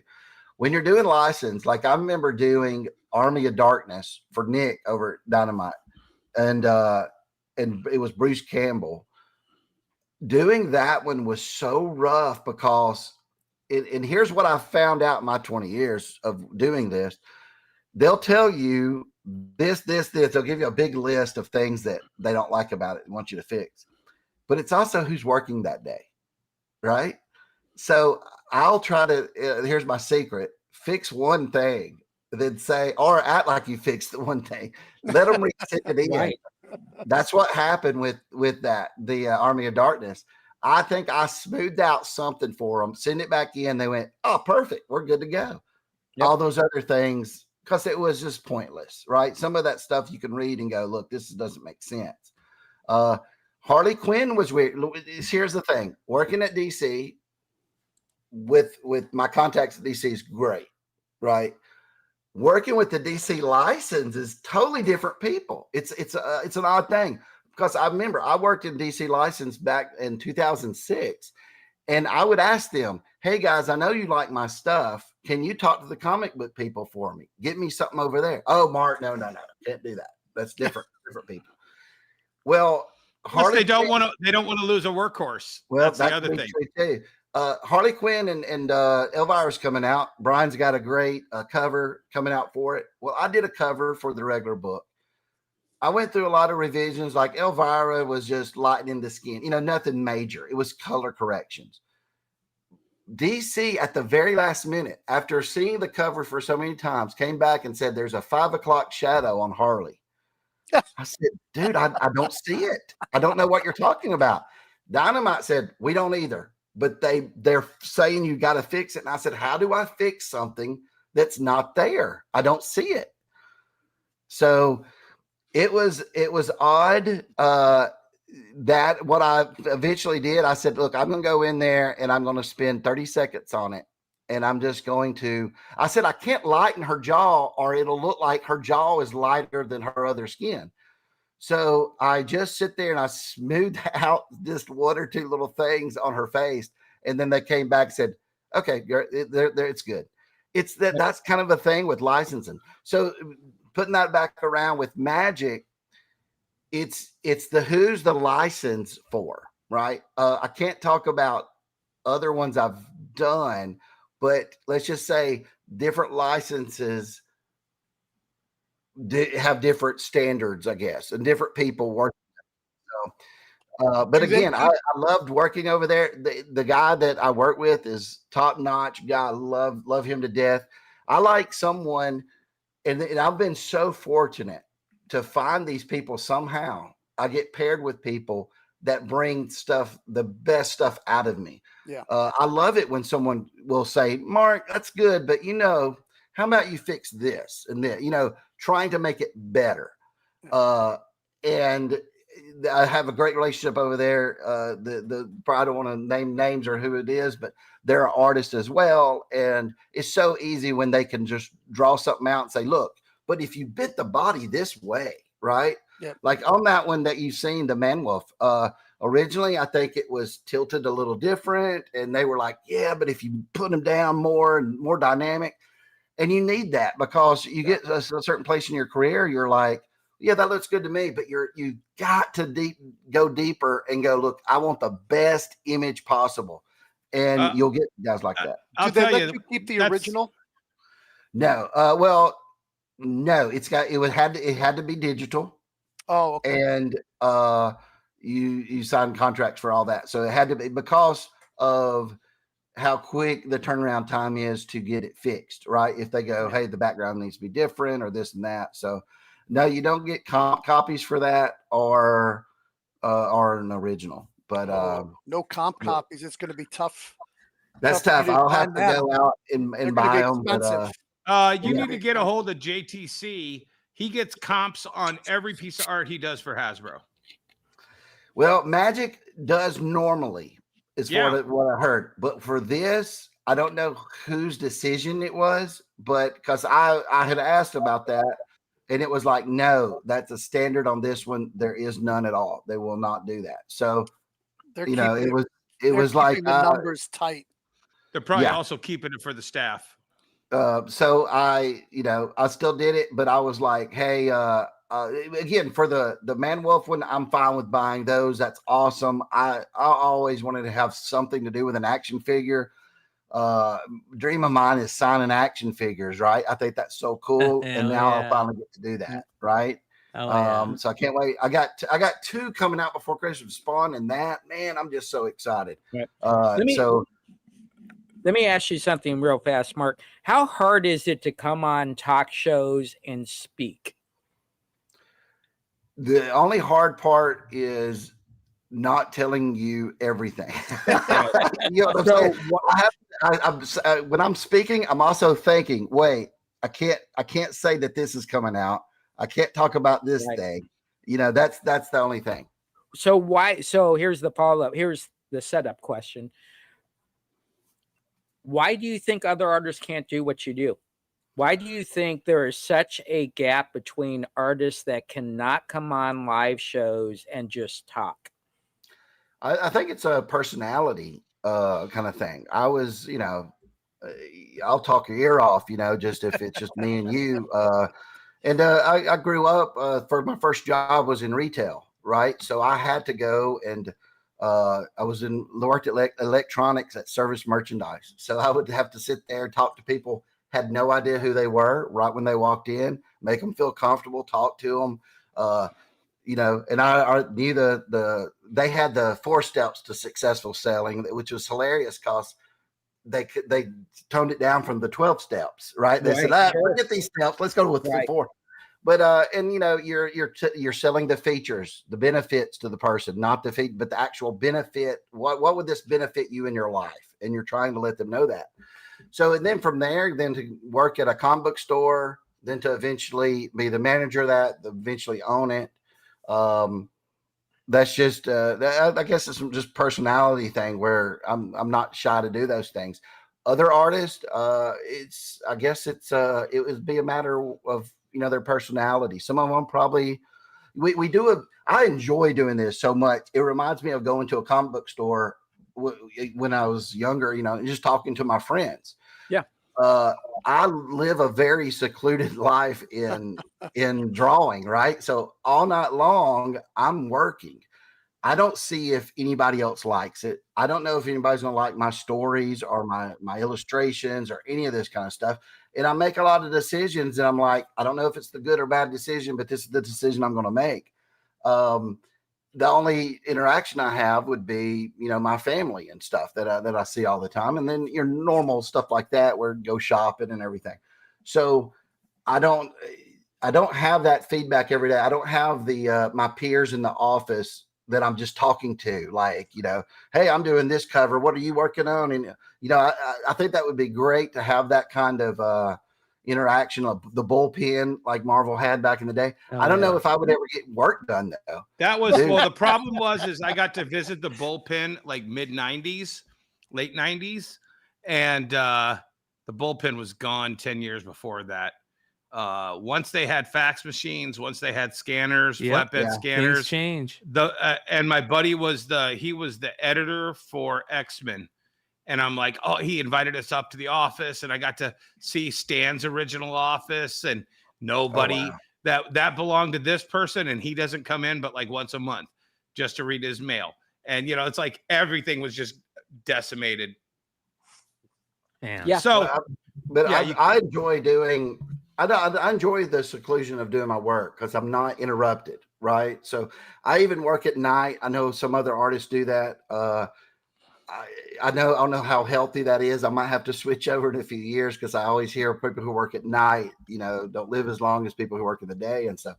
But I'd like everybody's in bed, right? That's always how it's been since I had kids. Even when I was living at home in high school and stuff, and I would, during the summer, I worked all night long drawing and never had like a normal schedule if I didn't have to.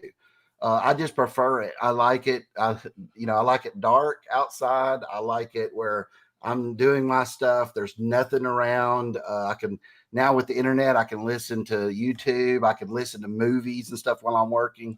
And it's just less distractions because I'm concentrating on this, storytelling or, doing covers or this and that. So I prefer it that way. I would not get my work done if I had a whole studio with a bunch of other dudes here. We would be wanting to go out and play basketball or play video games, or you just want to do that with your friends. Yeah, right. Yeah, you talk, dude. I mean, there's been times where I'll get on and talk to Brian and you guys and stuff, and I'm like, oh crap, it's 3:00. I got to go back to work. Because you want that. You like the interaction and stuff. But again, I don't know. Other artists, they might, it might be because of personality, it might be because of time restraints, it might be they don't know to go do that stuff. I don't know. I think the reason why I say that is there are people out there that are great artists that can do these great, awesome bags that are coming out. But if they don't understand that the social part of it is one of the things that got you to 350,000. People like to buy from people. Yes. Yeah. It's very, very important. Authenticity is the currency of today. Yeah. Yep. Yeah. 100%. 100%. I mean, I loved it back in the day when I would read Wizard and find out about Rob or Jim Lee or Todd. And I just craved that. I wanted as much information on them as possible. When I got the videos, you know, the VHS tapes, when those came out, I just felt like, oh man, I got this now I can watch. Yeah. So you crave that when you're, especially if you're a fan of somebody, or maybe you've never heard of them, but you, like you said, you see them and you're going, now I'm a fan of this guy. Yeah. I like him. Yeah. What is he doing? I want to support him. Back when we used to read liner notes for albums. You know? Hold on. Hey, Mark. Yeah. That's one of the main reasons why I first started talking about you. Because you were doing shows. You were showing me what kind of a person you were. And that's why I mentioned you on that swag episode. Because I was like, this is a guy that has moved the needle. And I mean, when you think about it, when did the first Monsters dropped this week? Yeah, this week. When was the first kind of inkling prior to that? The Kickstarter. The Kickstarter. When did that? What was the 1-year anniversary for that?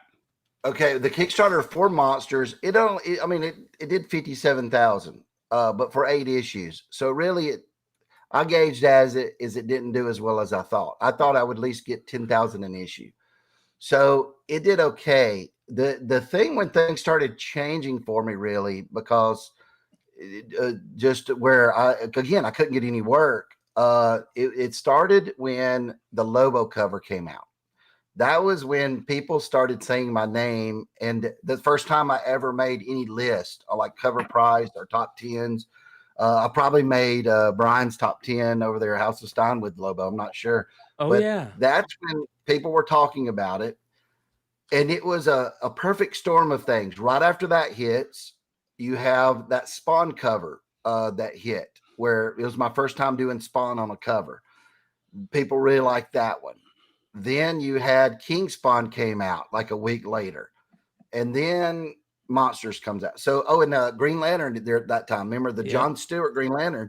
Yep. Someone even did an article. I don't know if it was Bleeding News or somewhere, saying how they love that cover so much, even though the series was ending, telling people you need to go out and buy this cover. So that was where I started getting any kind of recognition. But it all happened in the span of those 2 months. And with Monsters, again, 10,000, we thought, hey, this is a success. But when the issue 2 was 14,000, or so, I think it was 4,000 increase. We were like, wait, this is not normal. Books never go up in the issue 2. And then 3 did 30,000 or so. And then we thought, whoa, we did that. And then 4 doubled that, or more than doubled it. It went from 30 to 80. So it's just been amazing. I wished if the Diamond thing hadn't happened, I would love to know what would have happened with the numbers, because when that happened, it kind of hurt because we went over to Lunar with only 4 covers. We had a plan of doing 5 covers and incentives and stuff too, right? You had 5 base covers and like an incentive, 1 incentive. I think it was around 7 to 8 covers if you counted everything up. Remember they were doing flip foils, taking a regular cover and doing a foil of it and doing all that. That's how we got up to that 80,000. When we had to go with just Lunar, we went all the way down to around 55,000. But that's with 3 covers and 1 incentive. So you can see that if my stuff is out there, my fans will go, give me all of them. Yeah. Right. But if I only have 3 books that they can actually physically buy and not 5, because the incentive is, the store will sell that separately and stuff, it hurt. So that was one reason for this blind bag. Me and Brian was talking one night, and I said, I got Monster of the Wolf coming out. I want to do some covers. I'm limited to to like 3. And I said, I'm thinking about doing a blind bag so I got this itch. It reminds me of Rocky movie, that Rocky Balboa, when he said, I got some stuff in the basement. He wanted to get out of his chest, get it off his chest to go fight one more fight. I was like, man, I'm itching to do some of these covers, and I'm being to where I can't unless they're all exclusives. And I don't want to have 10 exclusives a month. I don't want to do that. I want to, my joy is someone going into a comic book store and getting my book off the shelf. That's what I grew up with. That's what I want for the audience to be able to do now. And with the blind bag, I get that. And it's just so awesome. I know that people are scared because they're like, if this did well, which it did, they're like, this could ruin the industry. Everybody will be doing blind bags. And I'm like, look, they're going to try them. But so far, I think my blind bag will be the best. And it's going to be what product you give to people. It doesn't matter if people imitate it and they'll try it and say, it didn't work out for us. Let's move on. And I'm hoping people want it so bad that they'll be like next Halloween, they'll say, Mark, please give us another one. That's my dream. And I would do it. If this one goes great, I would do it again. Well, I'm gonna be in New York Comic Con, and I'm hoping to have a grip of bags that I'm going to be giving away. If you guys see me, and here, let's do this. If you guys are going to be at New York Comic Con and you have any type of Mark Spears gear or anything, or if you come up to me and you tell me you're a Mark Spears fan, I might have a blind bag for you. You know what I mean? And I'm going to be giving these away, and I'm really looking forward to that. So, there's some type of fun presence with these. They'll be everywhere at New York, and people are going to be opening them like crazy. Right. So, Mark,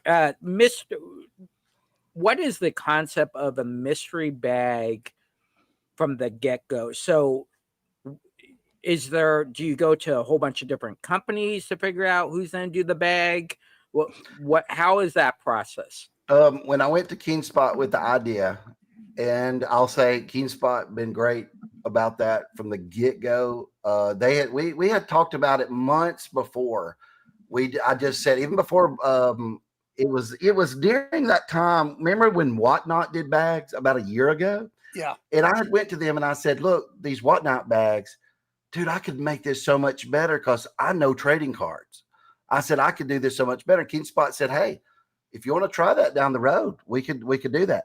So the first little test was when I did the polybag card, right? We wanted to see, can we polybag something? But when we decided to do blind bags, they said, look, we're going to have to go with a different printer. The printer that we currently use had never done them. And we don't want to, you know what I'm saying, like take a gamble on that. So we went with the people that do the same printer that DC uses for their blind bags because they know how to do them. I don't want it to be, Leg had shown me one night that there was another blind bag. I think it was Battle Beast or something. You could actually almost see what was inside by pulling it, what the glue was. And, but these, nope, they're not like that. These are solid, good bags. So that was the thing. KeenSpot found them, credit to them, and made sure that they could take on the load. And we tested out. KeenSpot was smart enough to say, look, we don't want to just give them the blind bags. Let's use them for about 2 issues before. Let's see the quality of the book. Okay. Sure. And we did. And I was very impressed because, dude, I love the foils in it. Here's a foil for number 7 that'll be out the 24th. But this just looks amazing to me. Halloween 3? Season Halloween of the Witch 3 there, and Halloween 2 on the other flip. Dude, I love this. So this is one of my favorites. That's great. It's just, and the matte one looks great too. The cardstock one, but I was really impressed with their printing quality inside the book as well and outside. And they were going to do the blind bag, so thrilled about that. Good. But on something like that, when we were deciding to do the blind bags, and I did so many covers, and I know that I was talking to my wife today, telling her how we're adding something else. She said, but your order's already in. And I said, yeah. She said, well, what benefit is it to do some more stuff. And I said, because it's fun for the consumer. I said, it's fun for my fans. And that's worth the money, right? I don't care that I've already, some people could say, Mark, you done your job. Sit back. No, man, I'm ready. I'm ready to do like the midnight event. It doesn't matter that I've already done the pre-sales and I could just sit back and have fun. I want this to be an event for retailers, an event that people look forward to on their calendar for a customer. I want it to be when they open this stuff up that they're like, I had no idea this book would be in this, right? I want it to be a mystery to where you're going to have the regular covers. Those 90 are going to be in the book. You'll see them. But we have another mystery element on top of that I just love and we're putting in there. Then you also have the 13 Unholy Grails. CGC has been great. Reached out to them. They're going to grade it for me and put those things on the label. And they're excited because, this is a big deal. 350,000 copies.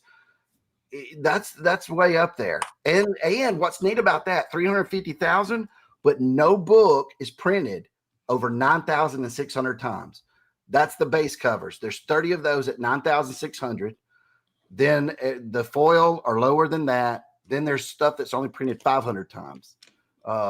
So there's just, again, it's stuff in there for everybody. Gonna be great, man. Anything under 10,000 is actually a pretty rare book. It is. And that's why I'm sitting there thinking, I know a lot of fans who are going to say, I want all the base covers or I want all the foil covers, right? They're going to collect all 30 of those. And that means, so whatever you pull out of there, I'm hoping you'll take it to eBay, sell it to someone else who wants it, trade them. It's trading cards. So that's what I'm saying. It's like, even if you open something, you're like, well, I'm not a fan of this character that Mark did here. It's still valuable, right? And hopefully, if you don't like it, you can put it in the hands of somebody who will sell it, trade it. I don't care. I just want everybody to enjoy them. And basically I did. I turned this into almost like trading cards. And I had success doing that with the monster trading cards. So hopefully this carries over and people will really enjoy it and collect them. And dude, I love the hunt when I'm looking for something, right? So it's like, even if you're having to go on eBay and find it, or if you're going to the more blind bags and getting them, it's the thrill of the hunt and what could be in that, what could be lurking inside that blind bag. Trading with other Mark Spears collectors too. That'll be a big deal. Yep. A lot of the fans will be trading. So, because most of them will be buying 5 or 10 at least. Yeah. And we're confident that Transcontinental, the people who are printing the book, they're doing a good mix. Where that was the number one thing, right? I don't want a problem where Jesse sells 10 to a customer and he comes back the next day and throws them on the counter and said, dude, you sold me 10 of the same book. I want my money back. Yeah. I don't want that. Nuh-uh. Can't have that. Well, I'll tell you, if you went to the same place DC went, that mix was really good. And I only got 15 or 20 of them, and we got every single one except for like the one in 500. The gold one. Well, and let me tell you this about the Christmas blind bags, because it has been updated today, so y'all will probably see it. We've moved back the FOC and the release date, and here's why.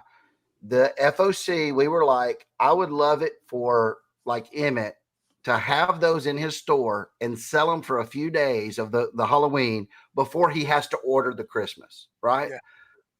And that's what we did. We moved it to that Monday. So people will have all weekend and the other 2 days, 3 days before that.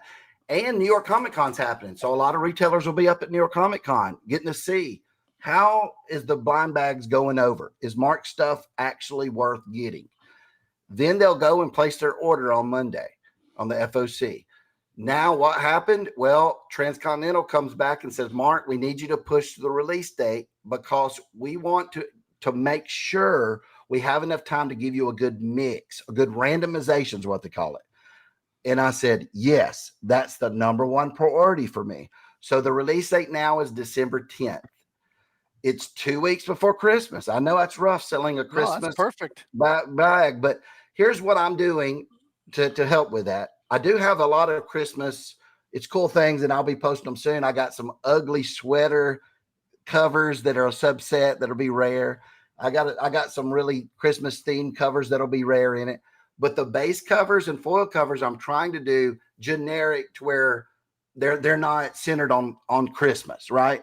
So these Christmas bags are still good in January. They're still good in February. They're good whenever a customer will come in there and want to get them from you.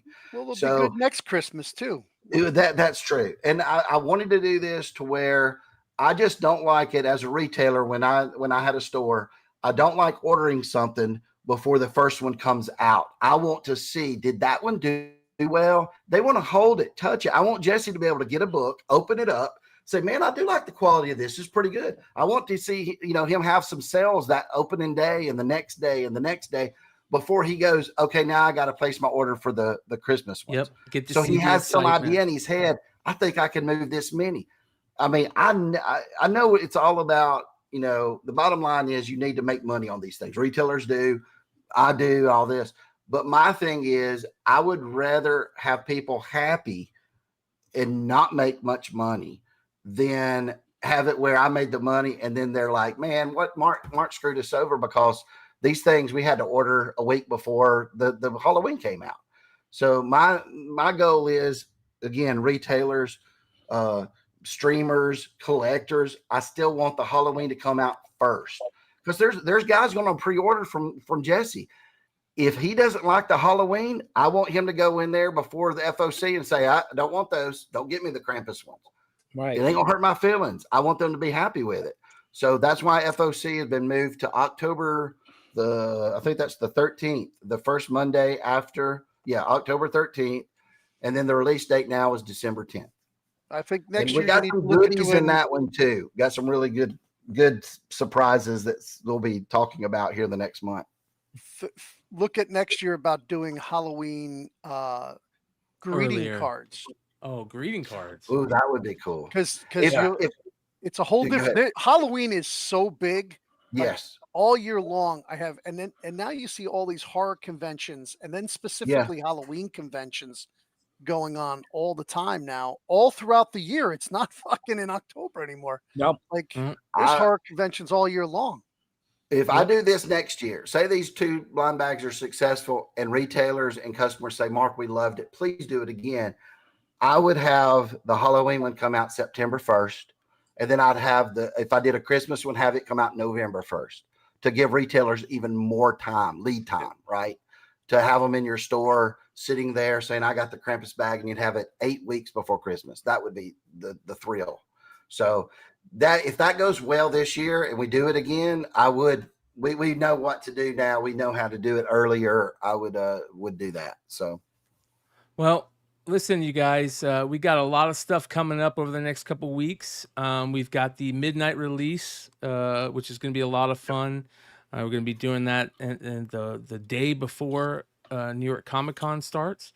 New York Comic Con is going to be a blast. A lot of us are going to be out there for that. We're going to be doing a lot of content for that, which is going to be a lot of fun.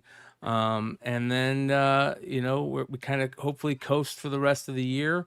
A lot of fun stuff that's going to be happening right here on the channel as well. So make sure there's you guys no sleep till Brooklyn. I know. There's no sleep till Brooklyn. I know.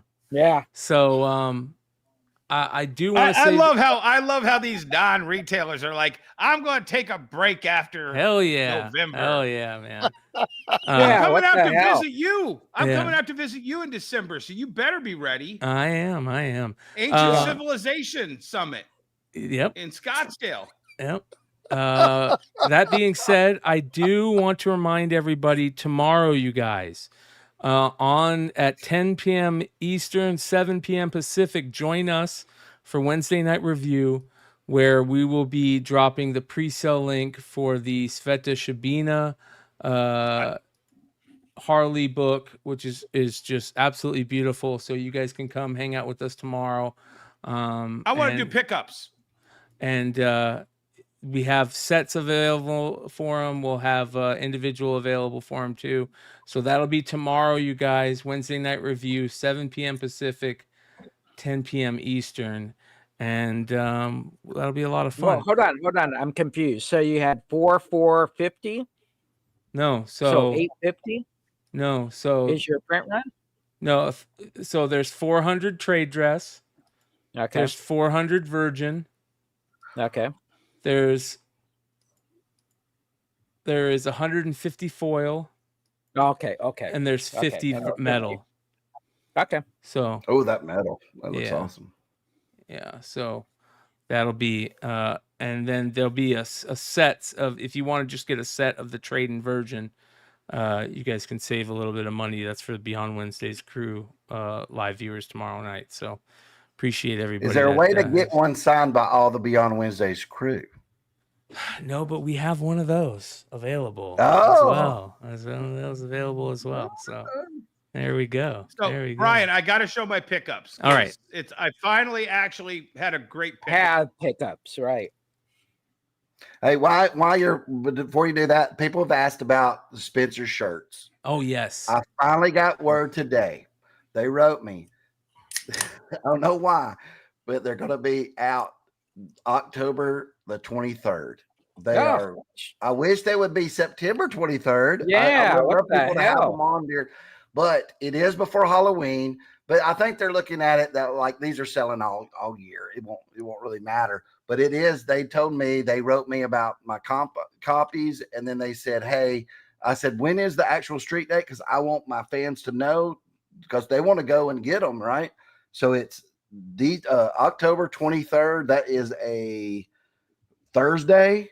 So I don't know if that'll be on their website too. It'll probably be everything, right? And if you're in Toledo picking those up at the Spencer's, right next door will be Cosmic Pop Retro.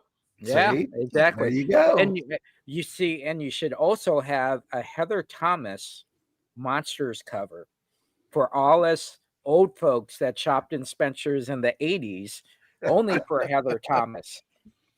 All right, let's get into these pickups. Dennis, you want to go first? Can you show the cart? It's in our chat. The cart full of stuff, and then show the second picture of what was in those boxes. Cart full of stuff. It's all sitting on a red cart. So I had this guy, he came in while I was down in Toledo, said, "Hey, can I bring this stuff in?" I set up a special day for him to bring it in on Sunday. And he basically, I love this story, guys. It's one of my favorite things. The guy collected Vampirella. Shit, I can't even see the list. Spawn, Vampirella, a Red Sonja, had tons of Red Sonja. A lot of like risque books, but he also had Rick and Morty. He had all the video game books. No, that's Jesse's. That's not mine. Go the other direction. Oh, no, don't show that. Where is it? It's the second one where I splay it all out. Sorry. Yeah, it should have like a spawn on it. Yeah, it's got a couple spawns on the top of it. There it is. The run was from 100 to like 220. Nice. Is when he collected Spawn. And he All the had best some stuff. of... Yep. It's all of the best books, and they're all in really good condition. He had the headless Spawn variant. He had the black and white variant. Splinger, First Appearance. Yep. All that good stuff. I mean, other than 77 of the first run. So yeah, you got the primo stuff plus It the was low print run stuff. And The all of the lowest stuff print in run between. stuff is from like 250 to 300, I think. Yeah. Yeah. So it had an amazing run. I'm actually going to do this entire run on eBay Live when I roll out eBay Live sometime in October. Nice. And there's a giant sideshow Red Sonja statue in there that two of the pieces broke off. But let me tell you the funny story. He told me after we made the deal, after we negotiated, we made the deal. He said, "I'm glad we got this done because I couldn't take this home. My girlfriend's moving in with me next week, and there's no way she would have allowed me to have all this stuff." Oh, that's awesome. Yep. Are you going, Emmett? Oh no, go ahead. Okay. I got a lot. All right. So picked up a ROM #1. Awesome. Nothing special, but for me, I love ROM Great #1s. book. Yep. Just awesome. Just every time I see a ROM #1, I gotta get it. It's my second favorite book to get. I also picked up this, which I never seen this before till today. It's the Gen 13 Chromium. European edition. Yeah. That also came in the box set, Jesse. Oh, really? Yeah. Wow. Yeah. So it's issue 11. It's a foil. It's just No, that awesome. one didn't come in the box set. #1 came in the box set. That's the European did it? one. Yeah. This is 11. Yeah, this Yeah. is issue 11. Yeah, I The have a great couple of those. foil. Yeah. Check out, man, it must have been awesome to be able to draw these covers and not have anybody bitch about them back in the day. So this guy is basically zipping down Goosing. her shirt. And he's talking about how easy it is to undress girls in their outfits. That is Scooter by DC Comics, by the way. Wow. Yeah. I was talking about this book because I sold a whole bunch. Justice League Europe 33. I finally know to pull this stuff. This is a great, great book. This is Sonic the Hedgehog promo. It's 12 pages of a Sonic Hedgehog Same promo in 3 other books too. Yeah, exactly. So that was awesome. Brian showed this. Dennis knows more info on this. Dennis, what exactly did you say this was? That is Unicron, but it's the second release of Unicron for Transformers. I believe it's the one that has a little key that opens it up, and I think you have the key right there off the side, or it's missing. It's got a lot more little pieces that might be inside the ball when you start transforming it. Okay. And then I have to show this. If you don't know what this book is. Oh, nice. Yeah. First Capullo. Cover. Very First cool Capullo book. cover. Show them the autograph that you posted to the thing, and everybody was like, "What is that? Who is that?" The what? Remember, you had the autograph, and you're like, "I have no idea who this is." And Emmet was like, threw out like 3 or 4 names. Yeah. And I took one look at it. And I'm like, Kristen Kruk, guys, come on. I felt like the Ghostbusters, no study. All right, Jesse's going to find it. I thought she was a wrestler. All right, Emmet, what you got? All right, so I got. He's back. I think. Well, go ahead. We'll go back to him. Yeah. We'll go back. Okay. Go ahead. So I got 8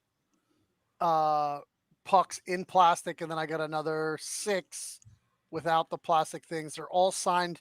The guy collected only New York Rangers for where I'm at. That's fantastic. Mark Messier.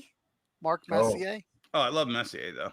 And the great one, Wayne Gretzky. Oh, wow. Oh, man. Yeah. So not only did he have all these,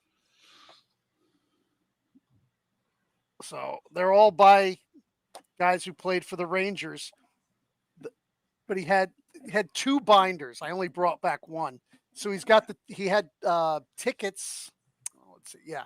So these are unused tickets. Nice. If they had gotten into the playoffs, everybody ticket holder gets these, and then they refund them.